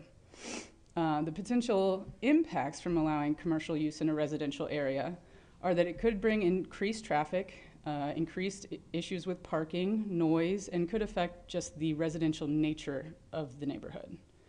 So under option 1, council could prohibit all amenity rentals or just certain ones. Option number 2 would be to make it explicit that amenity rentals require conditional use permits. So that would mean instead of leaving them under the recreational facilities category, council could create a category just for amenity rentals that would require a CUP. For somebody to get a CUP, there is a hearing before the hearing examiner who would determine if the proposed use is unreasonably incompatible with the types of uses in the surrounding areas. And if it is, whether it could be made reasonably compatible with the imposition of certain conditions. So I will just briefly go over the process for conditional use permit. You see there that step 5 is the actual hearing with the hearing examiner, but before that, there is a lot of work that goes into it. It does require staff time. There's the pre-application meeting where the applicant would be given information on the applicable codes and provided a copy of the application. If they then apply, they would submit, they would have to submit the minimum submittal requirements. Staff would then route and coordinate those. They would generate a staff report. They would then coordinate with the applicant on publishing notice of the land use application and the notice of hearing. Then they would get to the hearing examiner hearing where they would take testimony from really any interested party. The hearing examiner would then decide whether to issue the CUP, and if so, what conditions to impose that would mitigate impacts to the neighborhood. So this process does allow for a case-by-case, fact-specific determination and imposition of conditions. It is a bit costly. The current cost is $7,403, but that takes into account the amount of staff time as well as the time for the hearing examiner. If council wanted to take this route or any route that required an amenity rental to get a CUP, if the council chose, they could lower that fee amount. Option number 3 would be to require some amenity rentals to get a CUP while allowing others to be permitted with limitations. And this chart kind of shows the difference. As we just went over, a CUP would be case-by-case specific regulations that are determined by the hearing examiner after gathering testimony, whereas permitted with limitations would be the council setting the regulations for these. And you would, the idea would be to create broad enough regulations that could apply to all amenity rentals. That would require staff to review the permit application to see if it complied with the requirements that were set by council. The cost, as I mentioned, of a CUP is currently $7,403 unless council decides to lower it for amenity rentals. The cost under permitted with limitations would be the cost of the permit plus a business license, which is currently $100. And that's all I have for that, so. Okay, thank you so much. So, let's move forward here. So before we move toward giving your opinion on items that were presented, I do, here again, questions only. If you could, please don't build a background for your question, just clarity. questions. Deputy Mayor Steinmetz. Yeah, the list of states, what did Wisconsin do? So Wisconsin actually initially said that they did fall within their definition of commercial pools and had to meet all the same requirements. I believe then they were met with some pushback, and then they came back and said they would determine whether they fell within that regulation scheme on a case-by-case basis, essentially. And that's a statewide? Yes. And in a conditional, let me ask it a different way. Has there been any research done to determine how many amenities rentals there are? For example, looked at Pooley and found anything in 98918, looked at the scratch and sniff or whatever the dog thing was and found out how many are in our zip code. Has that process been done?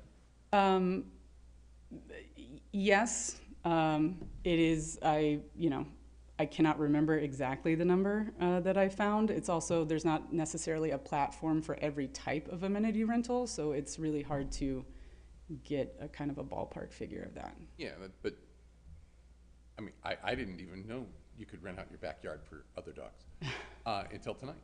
And so, I mean, I guess I'm trying to get a sense if everything's subject to a conditional use permit, that could be an awful lot of staff work.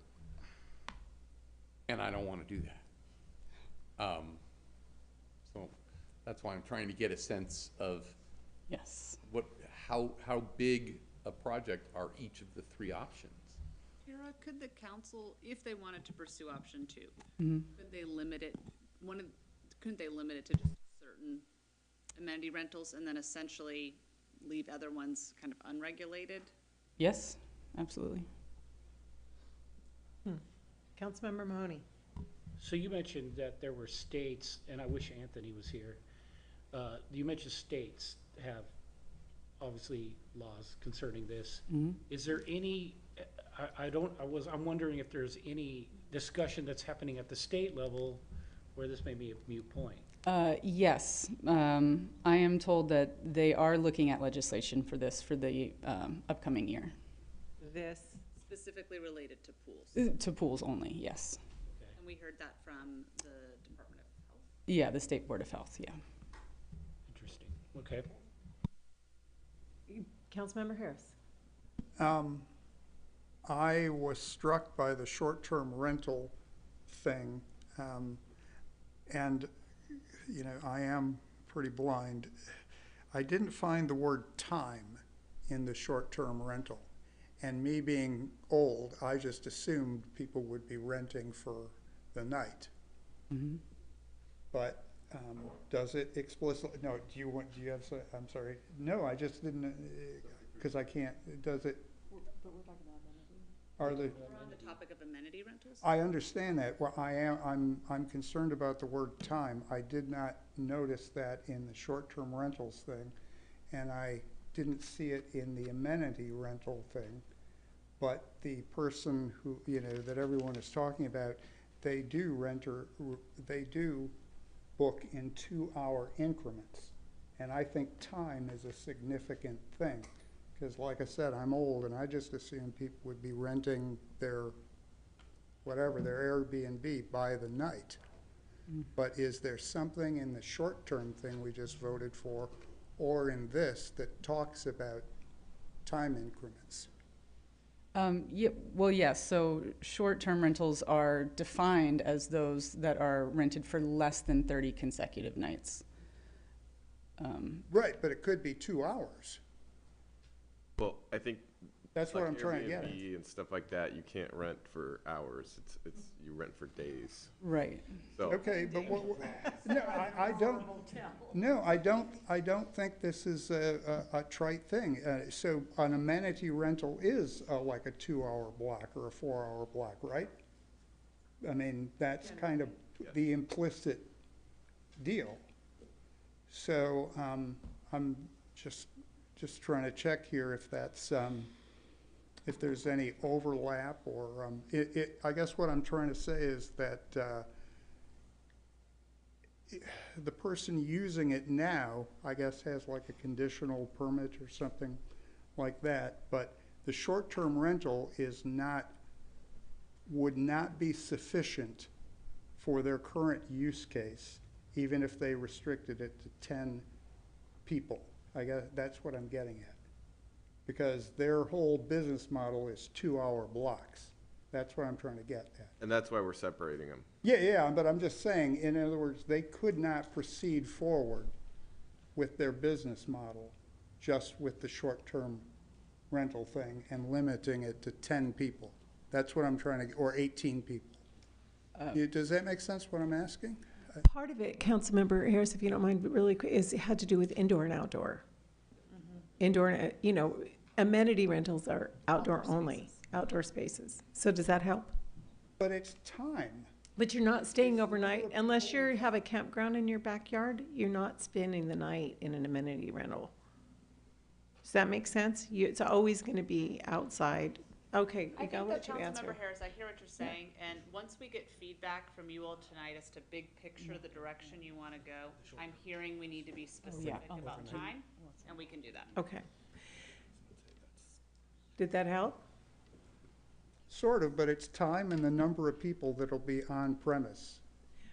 Okay, so, but she did ask, she said we can get into the specifics Okay. later. Thanks, we'll have several touches. Councilmember Mahoney? So on that note, obviously if there's 2-hour blocks, like she was mentioning, and as she's mentioned at 3 renters a day, the impact to the neighborhood is something different because yes, there's an event that causes noise and disturbance, but it's a repeat. So the impact to the neighbors, so should be there the limit of how many can occur on a day to minimize the impact. I don't know if that's something we need to consider. So here again, can we, those are details that can be dealt with later. I think the big thing that we're trying to get to tonight is option 1, 2, or 3. So if we can get there tonight, we can talk about these. We'll have, again, several touches where we can work the details. Councilmember Nutting? Thank you, Mayor.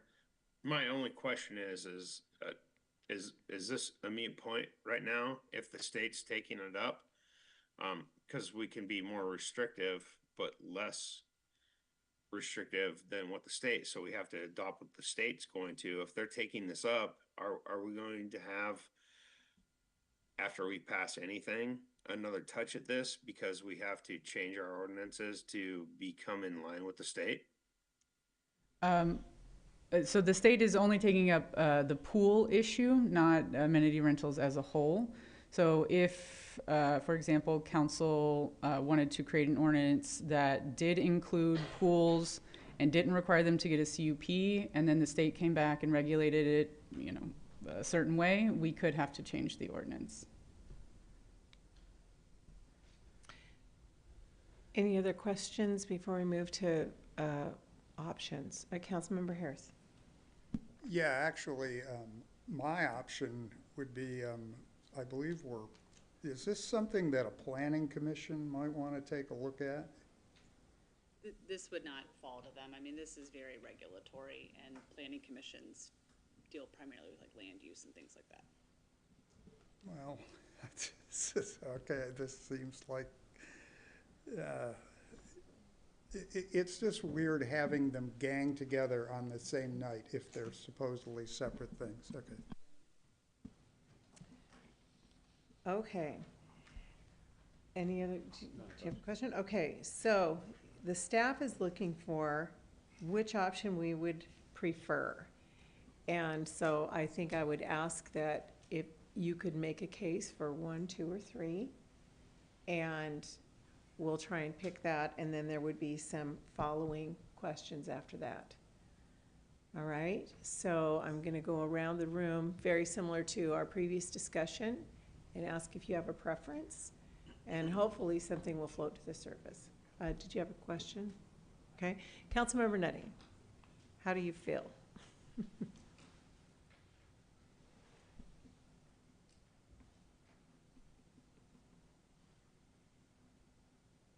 You're gonna have to come back to me. I'm trying to look on the screen here and come up with my decision. Okay. Thank you, Mayor.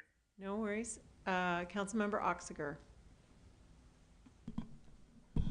Can you throw the options up again? And they are, I think, on page 20 of your packet. I believe.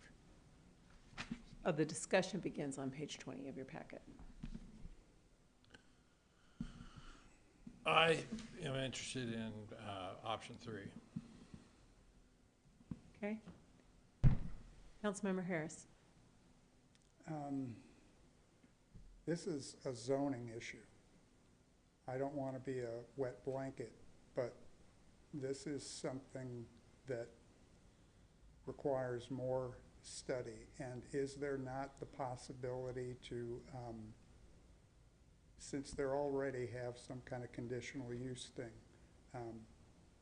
I just feel like all three of these basically are not super great options. But it strikes me that this really is a zoning issue.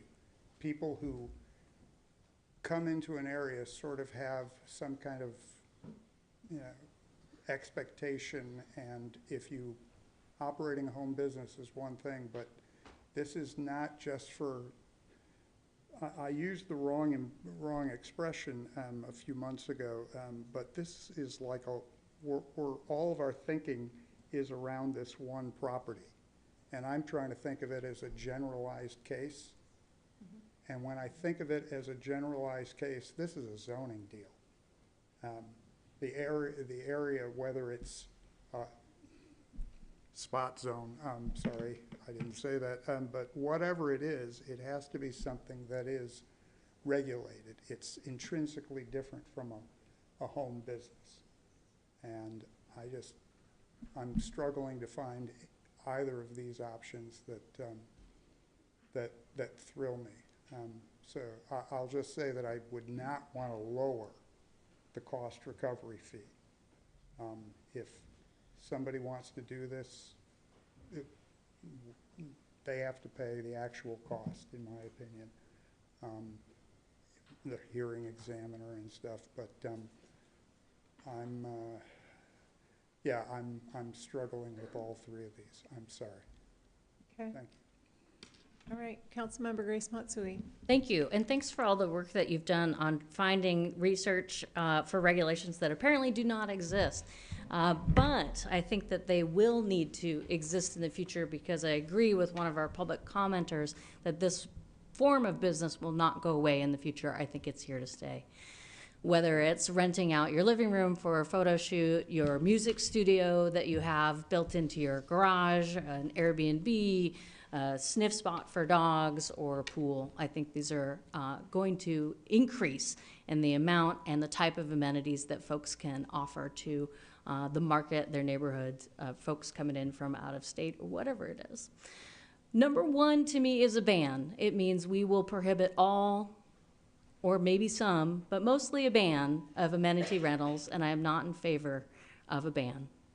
Number two, to me, even if we lower the cost a little bit, is still effectively a ban. Only people who have the amount of money in their pocket to pay for the CUP, the hearing examiner, the staff time, will be able to have an amenity rental, which puts it out of reach for probably most people who are looking to just rent out their living room for a photo shoot, or their rental for their dogs to come into a fenced yard, which probably only goes for $40. You can't spend $7,500 to rent something out for $40. Like, it doesn't make sense. Number three is the more research option. It is the one that allows us to set a local regulation to decide which ones should require a CUP, which ones should not, if we should have different rules for something like a swimming pool and something like a backyard or a tennis court. So three is, I think, the most and best use of our time in order to support our community and their goals, to offer those types of businesses a chance to open in Des Moines, and for us to regulate rather than just blanket ban. I am in favor of having good neighbor requirements, of making sure that folks are good neighbors. And the way to do that best, I believe, is through regulation, not through banning. Thank you. Thank you. Councilmember Mahoney. Yeah, no at option one, they'll do it anyway. Number two is too stringent. Number three is the one I think is best suited because we can handle each type individually, and I think we're going to need to do that. Deputy Mayor Steinmetz. Yeah, this is the future. It's probably already here now, and we're just becoming aware of it. The idea of banning isn't going to be successful. People will just simply do this anyway, and we don't have the capacity to go check out every single possible amenity rental. I think requiring them all to get conditional use permits is awfully close to making it prohibitive to do that, so I wouldn't favor that. I think option three is the one that makes sense, because all the questions that we heard, even with time, well, all of the different examples that we've heard might be going on for different times. If I want to rent out my backyard for a wedding, that might be a 6-hour event, but that's not the same as putting a 2-hour limit on it. That would make it impractical. But a 2-hour limit for the pool might make some sense. I think this is an evolving area of the law that does need some regulation. I think we can get a handle on pools. That is sort of first and foremost, and if we get preempted, we get preempted. But at least we're trying to get out in front of this. As far as the other ones are concerned, maybe we can come up with some reasonable ones for the sniff spot. I don't think that's going to be a tough regulatory issue for us. But I also agree that the cost of a conditional use permit for a sniff spot makes no sense at all.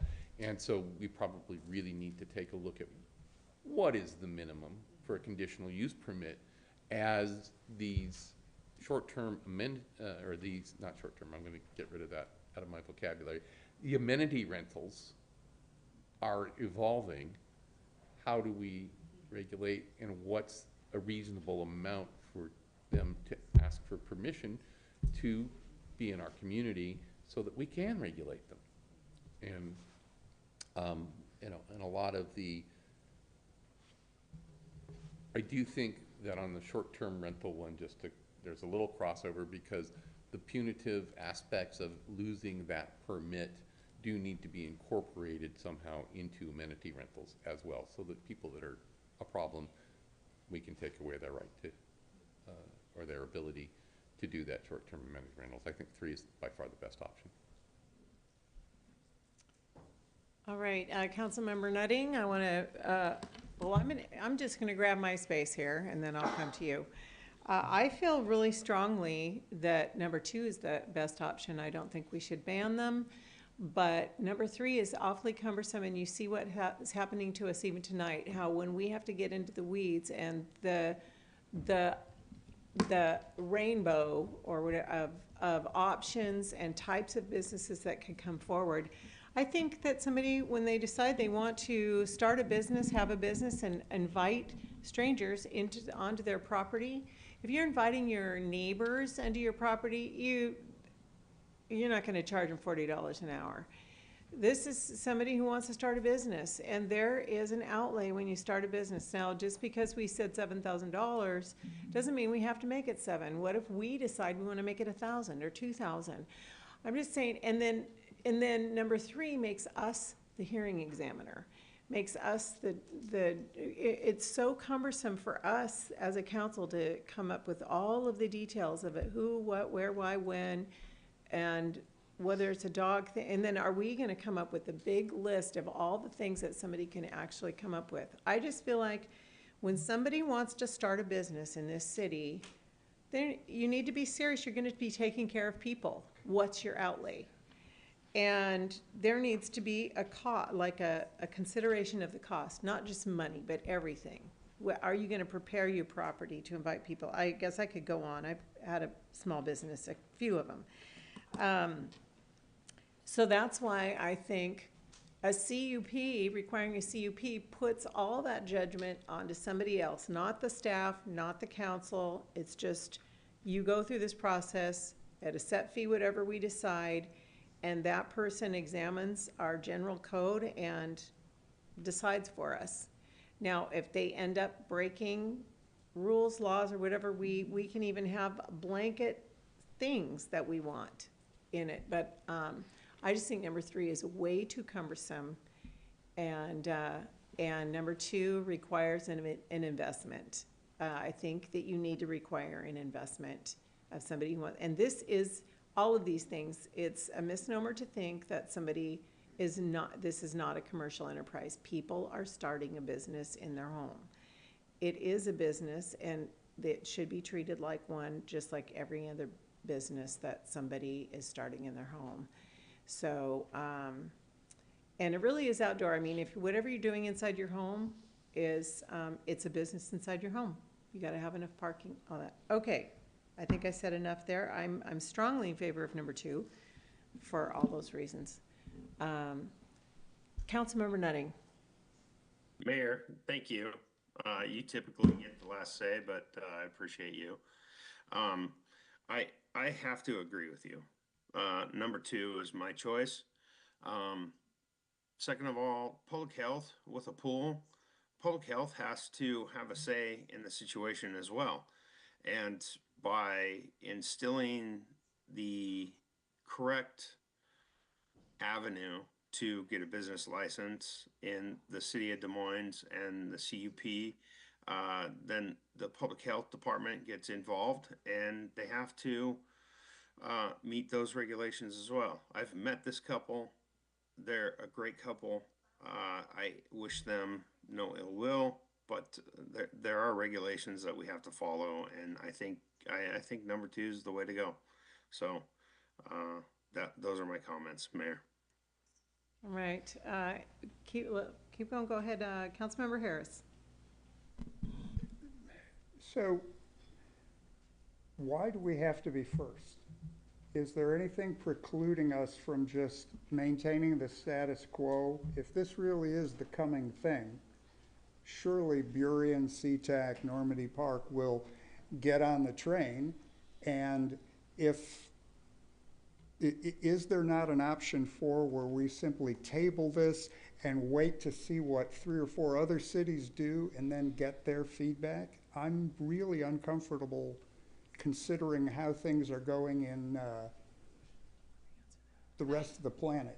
Absolutely. I mean, the council can drop this if they like. Right now, that business is operating under a provisional license. And I asked because I did ask about, you know, police complaints and stuff, and it looks like it's been fairly pristine for the past, since they had some stuff, and now it's been fairly clean. And so I'm just, you know, if people want what they want, but I don't like being first on something like this. That's all I'm trying. I would like to see the other people, because this is kind of it's not the wrong, I know I'm using the wrong term, but this strikes me as that class of 1 deal. I just, we're doing something based on one use case. And I just, if there isn't a problem right now, if it, you know, just give it 6 months and let someone else work out the bugs. Thank you. Do we have an answer up here for that? Or well, I mean, we tabled it council in 2023, so it's been tabled. Well, then no one if else it's the is. coming thing, then Yeah. why hasn't it already? Okay. So, so it looks like we've got, nobody opted for number 1, really, a ban. So we're at either option 2 or option 3. And I need my memory refreshed. So I'll go ahead. There were 4 for 3. 4 for option number 3. So I think, unless anybody has any further comments, that's the option that we're going to go with. The majority wanted option number 3. So then, yeah, absolutely. All in favor of option number 3, raise your right hand. 1, 2, 3, 4. All in, well, that's all we need. Okay, so, the next thing is, with that in mind, I want to open for any recommendations for that option, like, okay, I'll go with that if, but just a couple recommendations, and if somebody else says your recommendation, let it go. I just want to offer that. And high level. Yes, super high level. Okay, I'm gonna just go down the line this way. Deputy Mayor Steinmetz. Yeah, start with pools.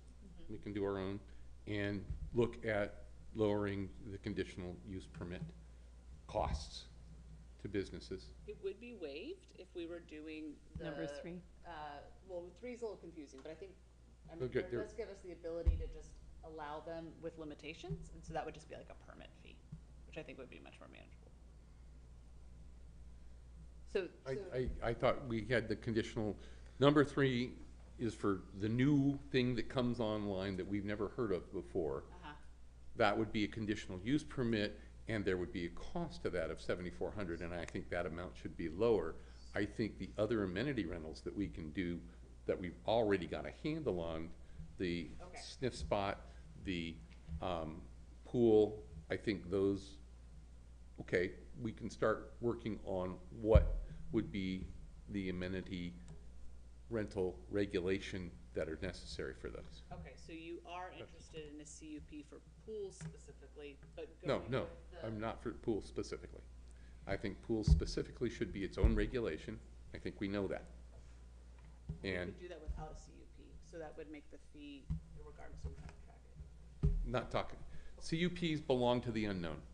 Okay, The known right now is sniff spot and pools. okay. Let's start with regulations for those 2 amenity rentals.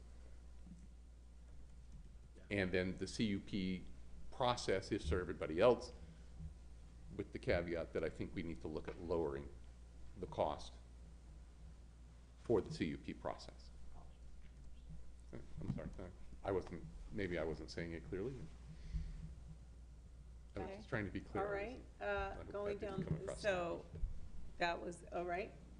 Councilmember Honey, any additional thoughts on number 3? Love to see a comprehensive list of rentals, of these types of amenity rentals. You know, we've listed a few, but I'd like to see a comprehensive list. I do believe pools, in some way, a limited CUP, in my personal opinion, and we need to see the other list to determine if any others might or might have it, and there's always gonna be a miscellaneous. Okay, so it looks like there's differing opinions on what should require a CUP. Councilmember Grace Matsui. Yes, I had a different understanding of number 3 than it seems like others have. I don't think we're in the position to recommend which ones should have CUPs now. I'm looking for staff to come back with a recommendation for after they review what the definition of an amenity rental is, what could be covered, that they would come back with a suggestion for these are CUP worthy and these ones are not. I also would clarify that there are some amenity rentals that are indoors and there are some that are outdoors. They're just not dwellings. And you'll find that these already exist in our city. You can rent a living room for a photo shoot. That's an indoor, but it's not a dwelling. You're not going to stay there overnight. So I'm looking for better, I don't know why I'm getting so much echo. Sorry. I'm looking for some better research that we don't have to put into details right at this minute, because I think that there are a wealth of information that you're going to find out when you dig into this. So right now, I think that it would be great to come back with some options. These we think are CUP, these maybe not. I think you can absolutely craft some ordinance, and I've seen you do it, Tim and Tara, where you come back with something that covers the majority of the things that we're talking about without having to name each and every one, that also contemplate things that might come online earlier, like Toro, for example, which I know doesn't really fit into these two categories that we've even talked about, but is something that is also going on in our community. Clarify. Oh, Toro is where you just lend your car to somebody else, so it's like a private rental for cars. Like a private Uber? But you don't get a driver. They just hand you the keys and you go take somebody else's car for a drive. Councilmember Harris. I'm envisioning something like a building official who visits the proposed idea and then either, you know, you need a hearing examiner or you don't need a hearing examiner or something. I disagree with what I've heard about, I feel like we have to have 100% cost recovery. And to do that, the person, it's almost like the person, I don't think you can create a menu of like 20 things. One pool is not going to be the same as another pool. And so it will require, I think it should require, in my opinion, somebody making a visit and saying, you know, I'm sorry, this is a hearing examiner thing. To your point, I didn't want to, but I would have favored option 2 because that's what the hearing examiner is doing. And if you're running a business, yeah, it's a business. It's like no joke, you know. And so I'm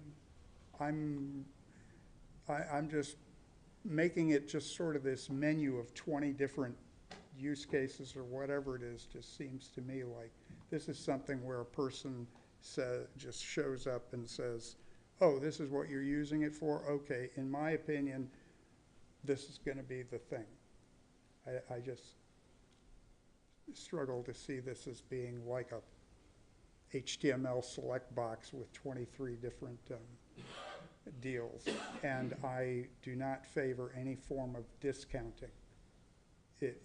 That's why you need a person. You need somebody to go, okay, this is going to cost the city such and such in order to make sure that it's safe and compliant and all that other stuff. Anyway, Thank you. Councilmember Oxiger. Well, I think there's a value in having, you know, examples to make it clear. I mean, there's some areas we know that there may be potential problems. And so as much as we can, you know, minimize the amount of time to research and determine if something is, you know, that's falling through the cracks at this point, if we can establish, you know, here's a broad list of what, you know, we don't have any problem with or something like that. I think otherwise we get into a ton of staff time that we can avoid, and I think that's the direction we need to go, is that, yeah, we'll have the ability to make exceptions, and where that goes to, whether it goes to a staff person that has the designation to do it, or if it has to come to the council, we'll have to decide on that. But I think that a lot of these things can be swept into categories that we can avoid the excessive time to figure them out. So. All right, thank you. Councilmember Nutting.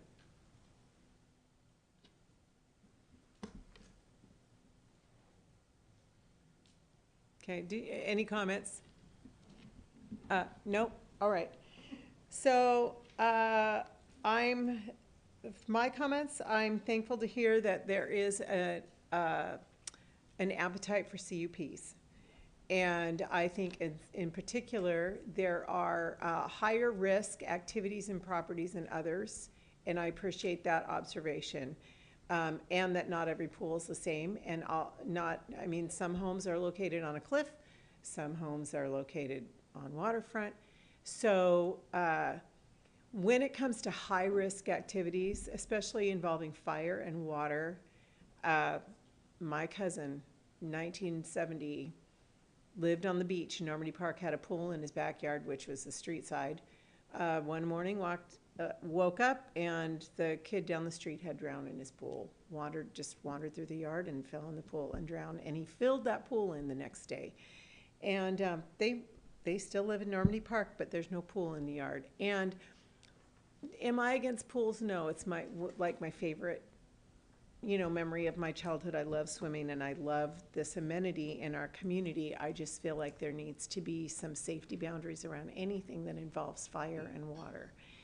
And so I think, yes, okay, let's come up with a list at least of things that we say, this has to go through CUP process. I think there needs to be full recovery, but is it $7,000? Let's decide. And if we can get recovery for less, and then there is a list of things that I feel like also need to happen, along with Councilmember Nutting talk health, compliance, RCWs, compliance, WACs, health, liability insurance compliance, et cetera. So lots of requirements for issuing a business license for risk environments. Do you feel like you've got what you need to come back with some draft? Yes, a good start at least. All right. All right. Without further ado, unless somebody has something burning that they feel like they really want to say about this, I'd like to go to the next item. Okay. So the next item is the Marina Steps update. So the purpose of this item is for the council to consider the Marina Steps project and offer direction to staff. We're going to receive a presentation from Public Works Director Mike Slevin and Finance Director Jeff Friend. All right, good evening, Mayor and Council, City Manager and citizens. So we've gone through this presentation in various forms several times over the last 12 months. And so this is our latest update on not only the steps, but the other projects we have going on, and letting you know what we've been working on and our hopes going forward. So the bond project status updates. So we're going to talk about the Marina Steps. We're going to talk about its funding and updates. The King County grant, the state grant, alternative funding that we've looked at internally if we decide to go forward with this project. And then we have some an updated timeline and some discussion questions that were included in your packet. Tonight we'll be seeking direction on the project. The project is ready to bid in one format, which is Format A at this point. That can be changed, but we could bid this project next week. We could be ready to do that. We're going to quickly cover the different options, B, C, and D, and then ask you guys, do we proceed with this project and bid this project, shelve it later time, all those different questions that come up. And then you guys can also direct us to vet alternative projects. So where are we at with the 23 bond funds? $25.1 million in bond funds, original projects that were in the bond ordinance for that. Redondo Fishing Pier, we heard you loud and clear in February. We were able to get that out. Bidding environment is better, redesign it very well. And so that project is funded. The restroom is constructed. Steel is coming for the pier. Things are looking pretty good. Memorial Drive Triangle is complete. Project went done. We opened it on Memorial Day. That was a really great, for those of you that were there. I think pretty much all of you were there. It was a really great event. I really enjoyed that one. Parking system for Redondo and the Marina has been complete. The Marina was done, of course, sooner. Redondo just recently went in. The LM&M docks under construction. Everyone's been tracking that. The last project out there, Marina Steps, similar to Redondo, was bid once last year. Redesign, the direction we received was, these are just different ones. The direction we received on Marina Steps was to go back, cut costs, and also seek additional funding. Something to remember about all of these bond funds is that they can only be used for capital projects. So they do not affect in any way, shape, or form the possibility of using for operational funds such as police or those types of issues. So they got to go towards capital and not some of the other issues, like when we heard our public comments earlier about why aren't we doing other things with this money, because it has to be kept to capital. This is the finished picture of the triangle. We're very happy with that. We've gotten some great comments back about how it looks. on Facebook and other places. So it's really, people seem to be pretty happy with it. And I think it came out pretty nice. This is a CAD drawing. This is a 3D CAD. It's kind of fun to play with. You can go down to the actual bolt, zooming in. But this is the CAD drawing for the Redondo Fishing Pier. So the steel manufacturers have this now, and they're producing the steel for the project. Construction bid was at 3.8. Total construction cost is at 5.8. We've got our permits. Everything is good to go. In November, we'll be rocking and rolling on the new Redondo Fishing Pier, and we should be out of the water. We're hoping no later than mid-January, which is a month prior to the fish window. Marina steps. Again, the direction we received is to value engineer the project, reduce scope, lower budget, and then secure additional funds for the project. The construction cost estimate pre-value engineering, which was a really good estimate because it was an actual bid, was at $11.7 million, which was about $3.5 million over what we had. We have, as we presented previously, done some value engineering in the project, and we think we took about $1.5 million out of the project. We deleted the underground power, eliminated the stair landing overhangs that were to the south. We did a pretty good reduction on a lot of the specialty concrete. There's still enough to be to give some nice areas there, but like the concrete on the floor or on the ground that you would walk on is more of a standard concrete than a specialty concrete. And then eliminated drift logs and reduced specialty landscaping. And so there's our costs right there. Original design as bid the first time. You can see, I don't have a laser on this, but you can see the overhangs, you can see the drift logs. The electrical power is really above this where we were undergrounding for view corridors, and that electrical would probably still be picked up and undergrounded when we do the 223rd piece. Again, as we heard from our citizens today, the steps are just one component of this connectability to the downtown.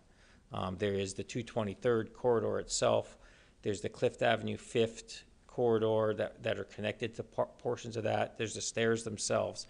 So there's multiple different connection points. This is just one of those points in a larger scheme of making our whole waterfront much more walkable, much more safe, and much more the ability to get there much easier, and to spread that connectivity, as we heard from the former mayor, which I thought he did a really good job of from the downtown, from the businesses to the water. So I thought that was really good thought process. This is the design as it stands now. And so we're looking about a $10 million construction estimate. You can see the changes compared to, if I flip them back and forth real quick. You can see the log, you can see the overhangs, those types of things. Some of them are harder to see, but those are the two big ones that pop out at you.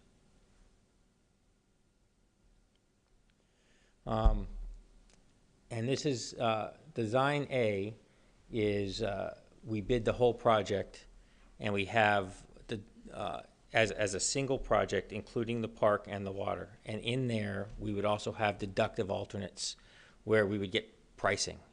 So we would bid the entire project in mass rather than bid the project without, because then we would get pricing for each of the individual items.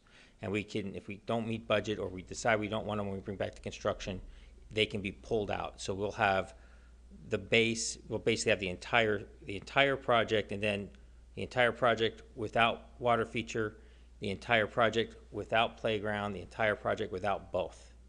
So that's kind of how the best way we're working with our consultants when we want to do deductive alternates, not additive alternates, because the base is the same for everybody.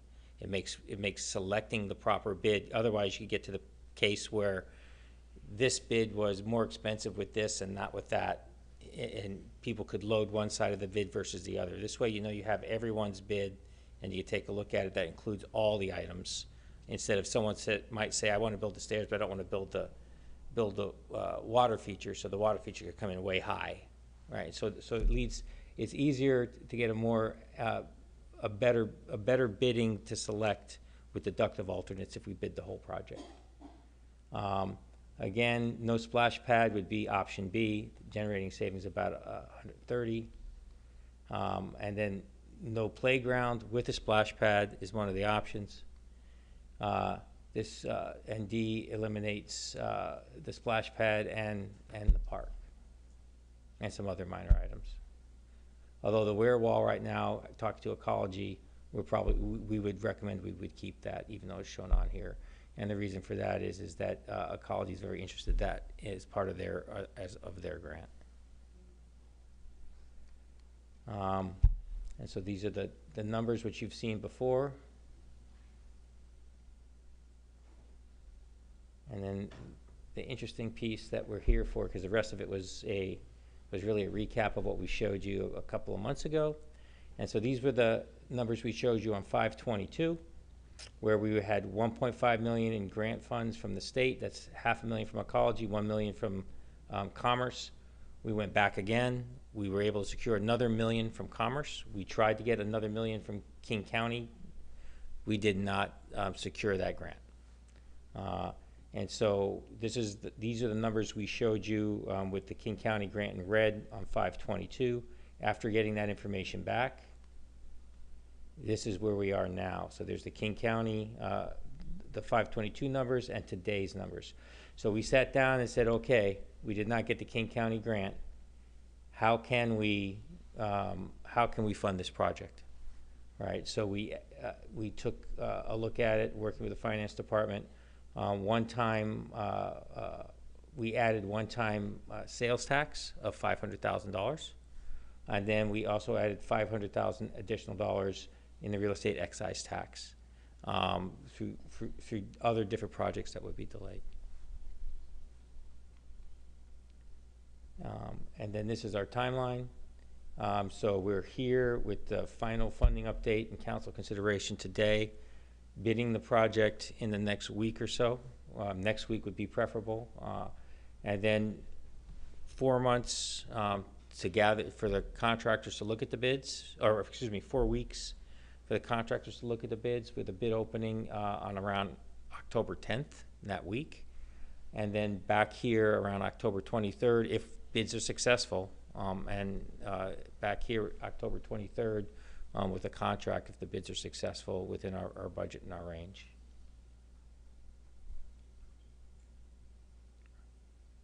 With that,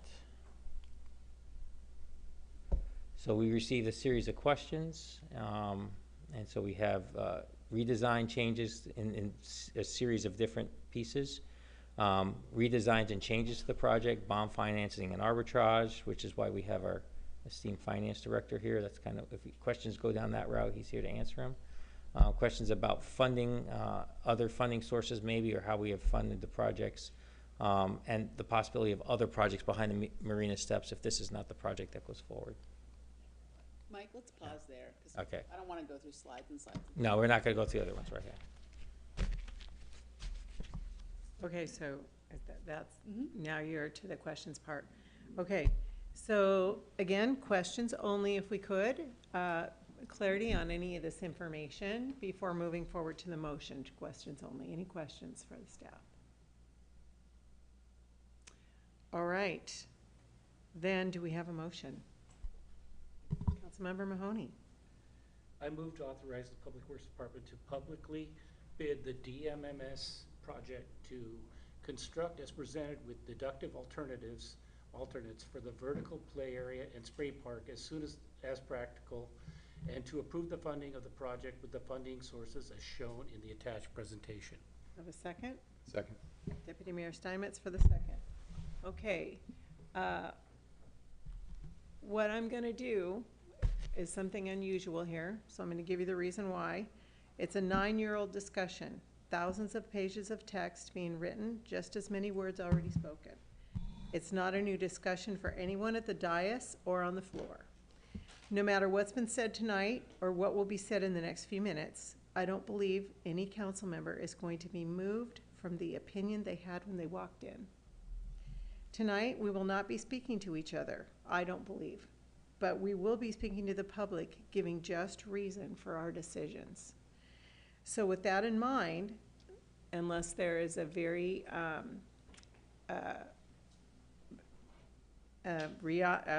a reaction to this, I would like to offer an extended platform to each council member to offer their reasoning, about 5 minutes max. And after that, if a council member feels compelled to offer additional comment, we can go about 2 minutes each. That way, everybody, you get your platform to the public of why you are making this decision. I just don't think there's gonna be a needle moved here, but we all should have the opportunity to speak to the public about why we're deciding this tonight. So unless I've got a fierce opposition to that proposal, I'd like to move forward that way. All right, we'll just go around the table, and I'll go ahead and start with Councilmember Oxiger. Thank you, Mayor. We're in a financial hard spot, and we have a lot of work that needs to be done.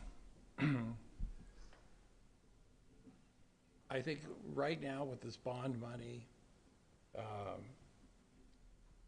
what we can talk about doing, I think what the prudent thing to do is to talk about making improvements or restoring existing facilities. For example, with the Redondo Pier, if our vision is that we're to be, you know, the premier water access, we've got the pier there. I imagine it would be next to impossible to get permitting for a new pier. We're talking about restoring something, so we're doing the restoration there. The marina itself, you know, it is our enterprise fund. It is, you know, one of the things that makes our vision of the premier waterfront, it makes that vision work. And we've got a lot of work that needs to be done down there. We're doing LM and N docks right now. We have the rest of the docks to do. We also have a seawall problem down there. So rather than taking on this project at this point, and I've got it, I can go on and on and on about how, you know, whether or not I feel it's gonna work or anything else. I think we need to take a more conservative position, which is protect what we've got, and also don't get into a situation where we're talking about pulling REIT funds and money from the police station needs to have its HVAC system fixed. We have other projects that we need to be doing. I don't think it's prudent to be taking on this type of project at this time. I think also there is very much, and the former mayor talked about what he believed was absolutely critical. What I think is absolutely critical is restoring trust in us as a council and the city as a whole, the city government as a whole. Last year, the voters twice told us, we don't like what you're doing.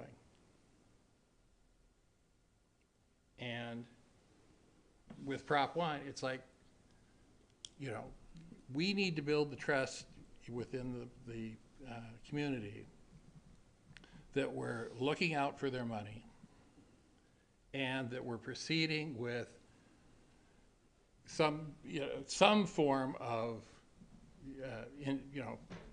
overall plan. We are just now starting the process of creating a strategic plan. You know, but when so we're trying to figure out exactly where we're going. And rather than take on this $9 or $10 million, you know, albatross around our necks, while we're trying to figure out how we're going to proceed and how, you know, what our fiscal future is going to look like, I think it's too much to ask, and I think it's too much to ask, you know, the public wants some answers. This project also has changed considerably since it was first envisioned. We're now talking about removing things. You know, if we remove the splash pad, people are going to be upset. If we remove the the park amenities, people are gonna be upset. I don't think it's wise at this time to proceed with this project. Let's get a plan, which is it's gonna go into next year. Figure out where the heck we're going and let the new council do it without their hands tied with the weight of this $10 million expenditure. Thank you. Councilmember Harris.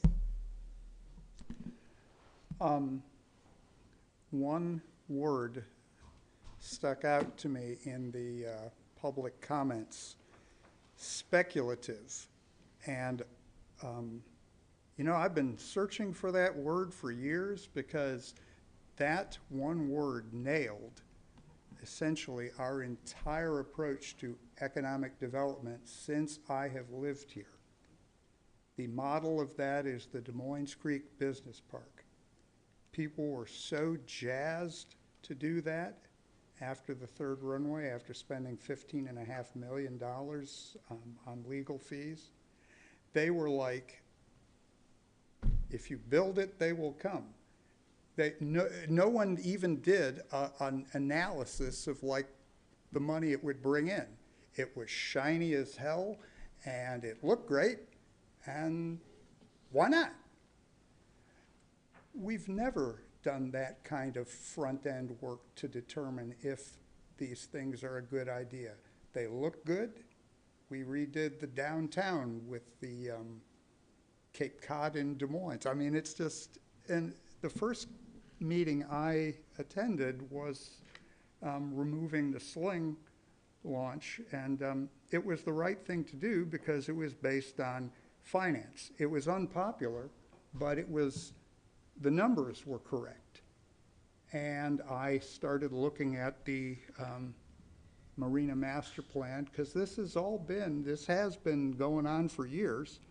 And if I thought that the current proposal conformed to that vision, I'd be all in, because I really do believe in connectivity. But this, the bond ordinance was, I've said it before, it's Cortez destroying his ships to make sure that there's like no other options. Historically, we have paid for, this is a park. It morphed from an economic kind of a thing. It's changed so many times, but historically, we've paid for all of our parks with grants. The Marina Fishing Pier, Stephen J. Underwood, Midway Park. This is, if it's a park, it should have been grant funded, and we should have had the patience to do that. You borrow money for, you know, the thing with Redondo, there was unanimity. And it's been said that, you know, the community was divided over the marina. And I went back and looked, and that may have been the case for sure. But the council was not divided at that time. The council was like, this is a good thing. And the fact that this has been so divided, you should not do something this generational. We agreed in principle on the, you know, on the, all the other bond uses, fine. That should be telling to people. We agree on a lot of stuff. And when we don't, it should be like, whoa, something this momentous should be a 7-0 vote. And I'll just, the thing, I just got two other things. The one thing is I am 100% sure that by not going forward, we will save money in the long run. Any money we throw into the necessary projects that need to be done, even $100,000, it's like even if we have to pay that penalty, we already paid a value engineering penalty. In the grand scheme of things, the capital projects that need to be done for the marina business, and it is a business over time, dwarf this, any immediate penalty. And we do have all of these planning things coming up, and it's beyond ironic that they all happen after we make these cases, all of these different decisions. Look at all the decisions. It's like, what will a planning commission have to actually plan, or a strategic plan? We basically, we were Cortez. We burnt the ships. And finally, and last but not least, Robert Holmes, when he made the original pitch at this thingy, I remember him saying, build it like it's the last thing, like it's the only thing you're going to do. Because a lot of the time, you have these multi-phase projects and they don't turn out. And so whatever you do, make sure it's just a winner. And I look at that thing, and Mike was able to get the CAD drawing where you can rotate it and stuff, and I've been begging for that for years. In fact, we allocated money to do specifically that, and we never did it. And I think if we had had just a wireframe of this thing so people could see what it was going to mean for them, I think people would be like, they're jazzed about it because you have the Terminator 2 liquid people at the, from the floor view and stuff like that, but we haven't given people to see in 2025 the ability to rotate, and people who live at South Shores, and to see what it's really going to mean looking up at this wall or around it. The original design, I was all in on it. I mean, it just theoretically, but it's just, this is the pearl of great price. If we're going to sell everything we have to do this, it should be the bomb, and it's not. Thank you. Thank you. Councilmember Grace Matsui. Thank you. I was hoping that we could have a substantive conversation and perhaps try and change hearts and minds around this. But if you won't listen to your colleagues because your minds are made up, then perhaps you'll listen to the public commenters who said, let's have a strategic plan. Let's make sure that this works within our long-term goals, not the long-term goals from 8 years ago, the ones that we see ourselves a part of. Why are we taking funds away from transportation, the police station, City Hall, and other revenue that could go to things that enhance our community? I want to also state that I think it's entirely false that we have to make this decision right now. If it's not fully funded, we could get funding next year if we reapply for perhaps another grant or go back to the state and ask for another $1 million. It is absolutely not an emergency house on fire to vote on this tonight. It's being pushed through like it has been pushed through for quite some time. And Councilmember Harris is absolutely correct. You no longer have 7 folks who agree on it, and you no longer have a public that is standing by, not doing anything, and not coming to you and telling you that we need to have a conservative approach, that we need to spend our money wisely, that we are not being fiscally responsible if we cancel other capital projects in order to fund this one. I will say that one of the reasons that I am against this, and I have been for quite a while, is that it really has the lowest return on investment of any of our dollars that we could spend. If we increase the amount of building downtown, we lessen some of the burdens around permitting and opening businesses throughout the city, the return on investment on those strategic plans, on those economic development, are much higher than the fraction of money that we get back for sales tax. We're spending $10 million and hoping that we'll sell enough cups of coffee and sandwiches to make it back, and that is not fiscally responsible at all. So I do hope that you, if you can't listen to these arguments, if you've already made up your mind, maybe you can listen to the people who came forward and said, now is not the time. And a version of these steps or a enhanced version of these steps could be possible in a year or two if we find more funding. And so it is a very much a false dichotomy to say that we have to make this choice now. We could postpone this. Yes, we'd have to eat some of the fees, and I'll talk to you about why we might eat some of those fees because of the way that this was bonded. Not because we're sitting here because there was false steps made by this, but because we, previous councils bonded it in the way that it was, which is clearly outlined in the document before us. So if we'd given ourselves enough time to look at more than one alternative and to move forward with several options and to hear the feedback from the public, perhaps we'd be in a different place.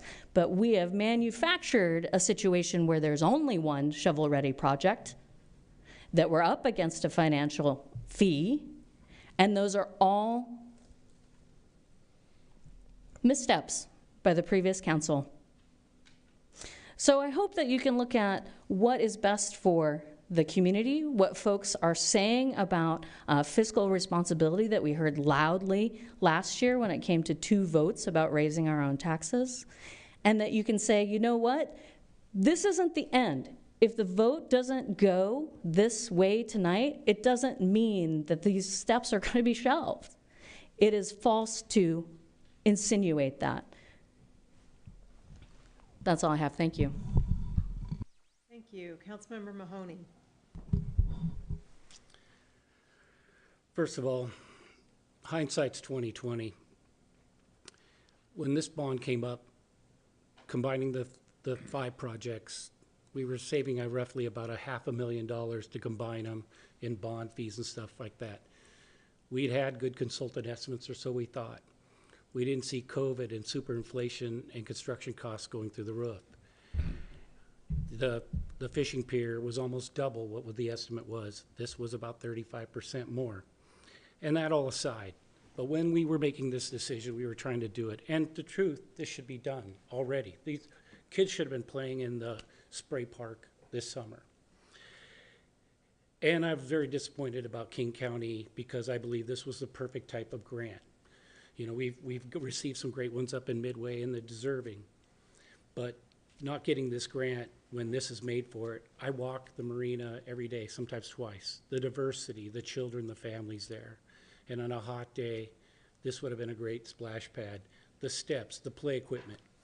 There's a couple things that people don't realize, that every town needs a place that the community congregates in. And it's no disrespect to Redondo because it's a great place and we've definitely done our part for that community and some of the people that come down. But the marina is it. It is a fact. And what we have never had is that connection. And this is only one component. The steps are the centerpiece of this. We've done the bulkhead. We're doing the boats, you know, the boat docks and so forth. I believe in adaptive purpose building and the additional docks. That's something that's to be done. But that's with a different entity. That's an enterprise fund for the marina. They only have so much bond capacity. And I could see the adaptive purpose building not only being for boats, but it could be thought about adding business opportunity there, along with maybe partnering with SR3 or MAST or something like that to bring in tourism and visitation. Right now, nobody can see the creatures being treated. God, think if you could find a way to do it. You'd bring hundreds of thousands of people here every year, and it would be business. But the steps, we talk about a passenger ferry. A lot of people talk about the play equipment moving over to where the old Wasson property or where the old Covenant Revival meeting or where the pool was. Well, what they don't realize is we have to restore more natural water flow from Des Moines Creek back in, and that's going to be 5 to 10 years away. So doing something there that could be torn up and moved is not. The beach park itself, it's historic buildings. There's no funding for it, right? That's the problem. We'd love to restore them, but they won't yield any business. What this does is it offers opportunity. And 223rd, yes, it could be done maybe before this, but that's not the way it is. You have to start somewhere. For 40 years, as back in 1984, they've been trying to do something with the marina. And I can ascertain, depending on who you talk to and research, 3 to 4 times we got to this point. And what'd they do? They punted, and what happened? Nothing. Absolutely nothing was done. The problem with downtown is it's owned by personal property, as the mayor talked about land banking and so forth like that. What we can control is building the amenities that drive interest and maybe raise the opportunity and prices and property to get development downtown. We need to kickstart it in. We tried height bonuses in the south end of town. We have the theater done so far of the 3 properties. You have to try certain things like this. I have talked to professionals, and they believe this is the right decision to do. And I have stood by that. I campaigned on it, not only last campaign, but the first one, that I was going to do the steps. I'm shocked that people think I would think otherwise. We have made the right decision here, or we will make the right decision hopefully tonight, because everybody's going to use this. The REIT and the one-time monies that you've allocated, yes, it does take away from other things, but we have kicked other infrastructure projects historically down when one comes up that's has a higher priority. And I think that we made some wise choices here. Yes, we all want them to be done, but it's the same with streets. We all want our streets done. They're just not going to get done. Only so much can be done. This is a pivotal point in this city's history. I think that people will look back, just like they did with the marina, that we made the right decisions here. I know in my heart that we are doing what we can do. There's been misinformation. We definitely tried efforts to bring a hotel here.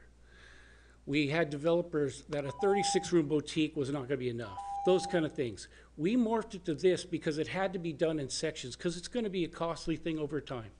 But this is the right thing to do today. This is a centerpiece to start that we'll all be proud of, and it's going to launch the other capabilities as time goes by and we can afford them. It's the right thing, and that has not changed, and it's still not changed. And it won't. And people, unfortunately, will realize it when they realize it. It's just like the Soundview Park and the old Van Gasken House. Nobody talks about the Van Gasken House anymore. They realize the greatness because very few can see the potential. They only see it when it's actually physical and in their view. And unfortunately, that's going to take the time. And that's nothing wrong with that. It's just the way nature is in the human. Thank you. Thank you. Councilmember Nutting. I have nothing else to add, Mayor. All right. Thank you. Deputy Mayor Steinmetz.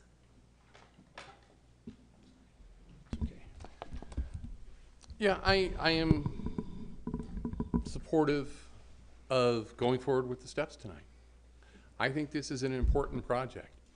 8 years ago, when I first ran for council, against some people in the room who beat me at that time, we were both talking about economic development and trying to make a connection between the marina and downtown.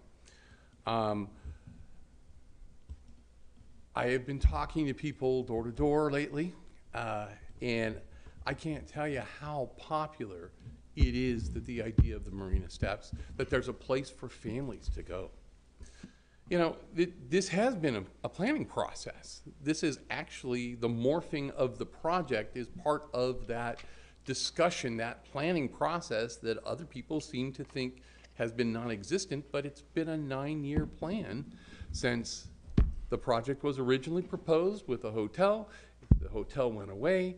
Now we're reworking it. We did some value engineering because the costs went up. That is how the planning process works. There is change throughout until we get to the point where we really have a good, solid project. To argue that we're not planning is absurd because we are planning for connections. We are planning a connection from the marina floor up to 223rd, a green street behind that, and an additional building off to the side. And all of that has been talked about for quite a bit. There have been public presentations on this on several occasions.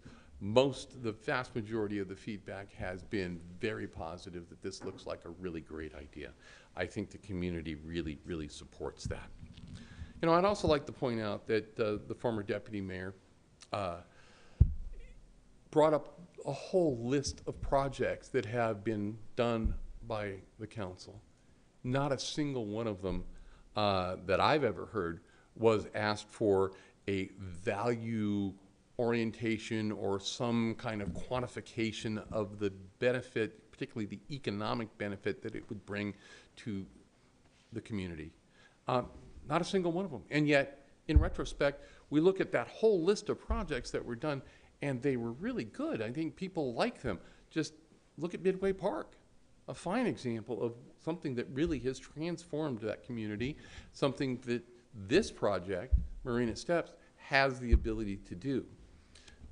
Quite a little while ago, we were talking about making something that was a good presentation on town, and it was brought up that, you know, when you come down the St. Charles River into Detroit, you have this big gleaming downtown that really is an impressive picture, and this is the equivalent of that for our little town of Des Moines. When you come into the harbor and you see the steps coming up into the community, it's warm and it's inviting. I think there is a level of accountability involved here, not just from the people that campaigned on this before, and I think that they are trying to be accountable as to what they campaigned on, but also it's a financial accountability. We have bond funding that is available to us now. We can get this project done now. Yes, there are some things that may require us to be put off, like the HVAC system at the police station, but by moving the pieces around, we can get to the point where we can get this done. And we have sunk a lot of costs into it. People will say, oh, wait, it's a sunken cost fallacy. But this is not a fallacy because it's a project worth doing, and it always has been. And as I said before, it's always been popular. Let's get this done now. And the last thing is, Des Moines Marina lacks things for families. We have all talked about how we want this town to be more family friendly. We want people to move in here with young families. We need a place for them to go. We need sort of that communal place where they can get together and do that. This is a project that is made with families in mind. This is the one thing that I hear over and over and over again from the moms that can't come to the regular meetings, that they'd love a place where they could bring their kids to come play. There's nothing about a playground on a hill that is inherently dangerous because it's going to be engineered in a way that is safe. It'll have to comply with all the rules and regulations that do that. I think that's just some people that don't understand how these things are built that would raise a concern like that. This is about families. This is about making the marina accessible to the families in the near future, and something that we need that will connect the marina to downtown. And I think this is a very necessary project, and it needs to be done now, and we have the funding to do it now. Thank you. For my comments, this is what I've been promising ever since 2017 with very little pushback and positive response. It is true that some people do not want the steps, but it's also true that a lot of people do. Depends on who you've been talking to. Is it the cart before the horse? I think a robust strategic plan as we envision it, the use of that little open corridor is going to be similar. One way or the other, there's going to be something very, very similar to this. I would hate to just get rid of this $1.2 million and our reputation and have to give money, all of the consequences. You heard about it tonight. This isn't just for me about the marina, it's about the entire city. This isn't a feature that is for the marina or about the marina. It's a piece of jewelry for the entire city. It creates our welcome mat, our red carpet, our gateway, what we talked about in our vision, mission, value statement about being the gateway to the Puget Sound.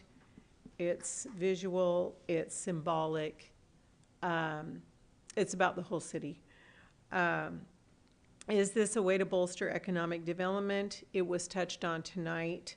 We've talked about this before, absolutely, all over the country. They just did a 10.0 version of it on the Seattle waterfront, which you heard about earlier tonight. If you Google placemaking, I did it again today. What are the top 10 most effective things you can do to bolster economic development in a city? I mean, you could just ask it a question like that. Placemaking and this kind of concept is going to come up. We are following best practices for a city our size to bolster economic development in our downtown core by creating a place that connects our waterfront with our downtown. We are being responsible economically. I could say more, but I'm not going to. That's all I have to say about it. I will be supporting the steps tonight. So if somebody has a very burning thing that they feel like they need to add to or say, I'm going to allow you a minute to add to anything that's been said tonight. Councilmember Oxiger.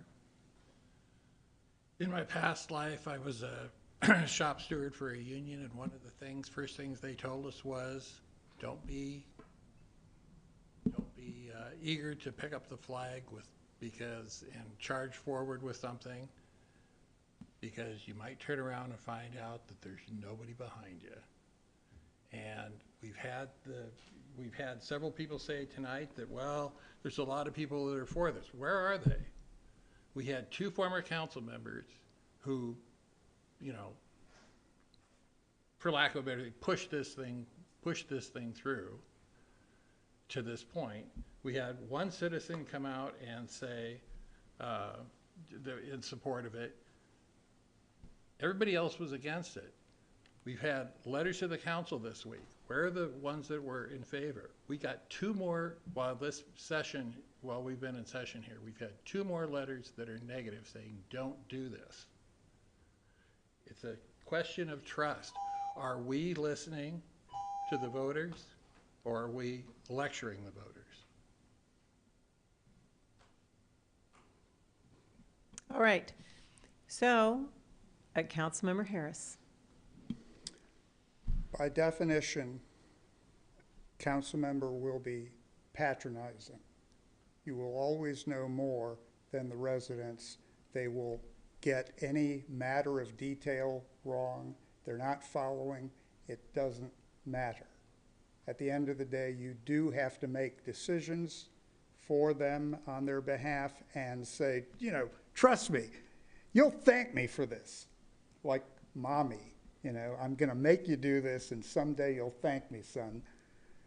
I ran for office in order to make this city more financially sustainable, and it is difficult when people vote based on their personal bias and do not respond to data.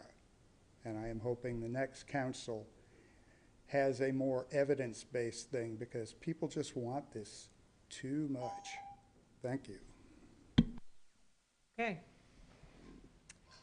Without further ado, all in favor of the motion which was read and moving this project forward and out to bid, please raise your right hand. Councilmember Nutting, Councilmember Mahoney, Deputy Mayor Steinmetz, and myself all opposed.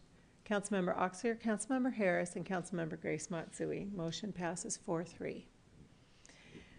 Okay, the next meeting date will be September 11th, 2025, a City Council regular business meeting. Please remember to pick up after yourself on your way out.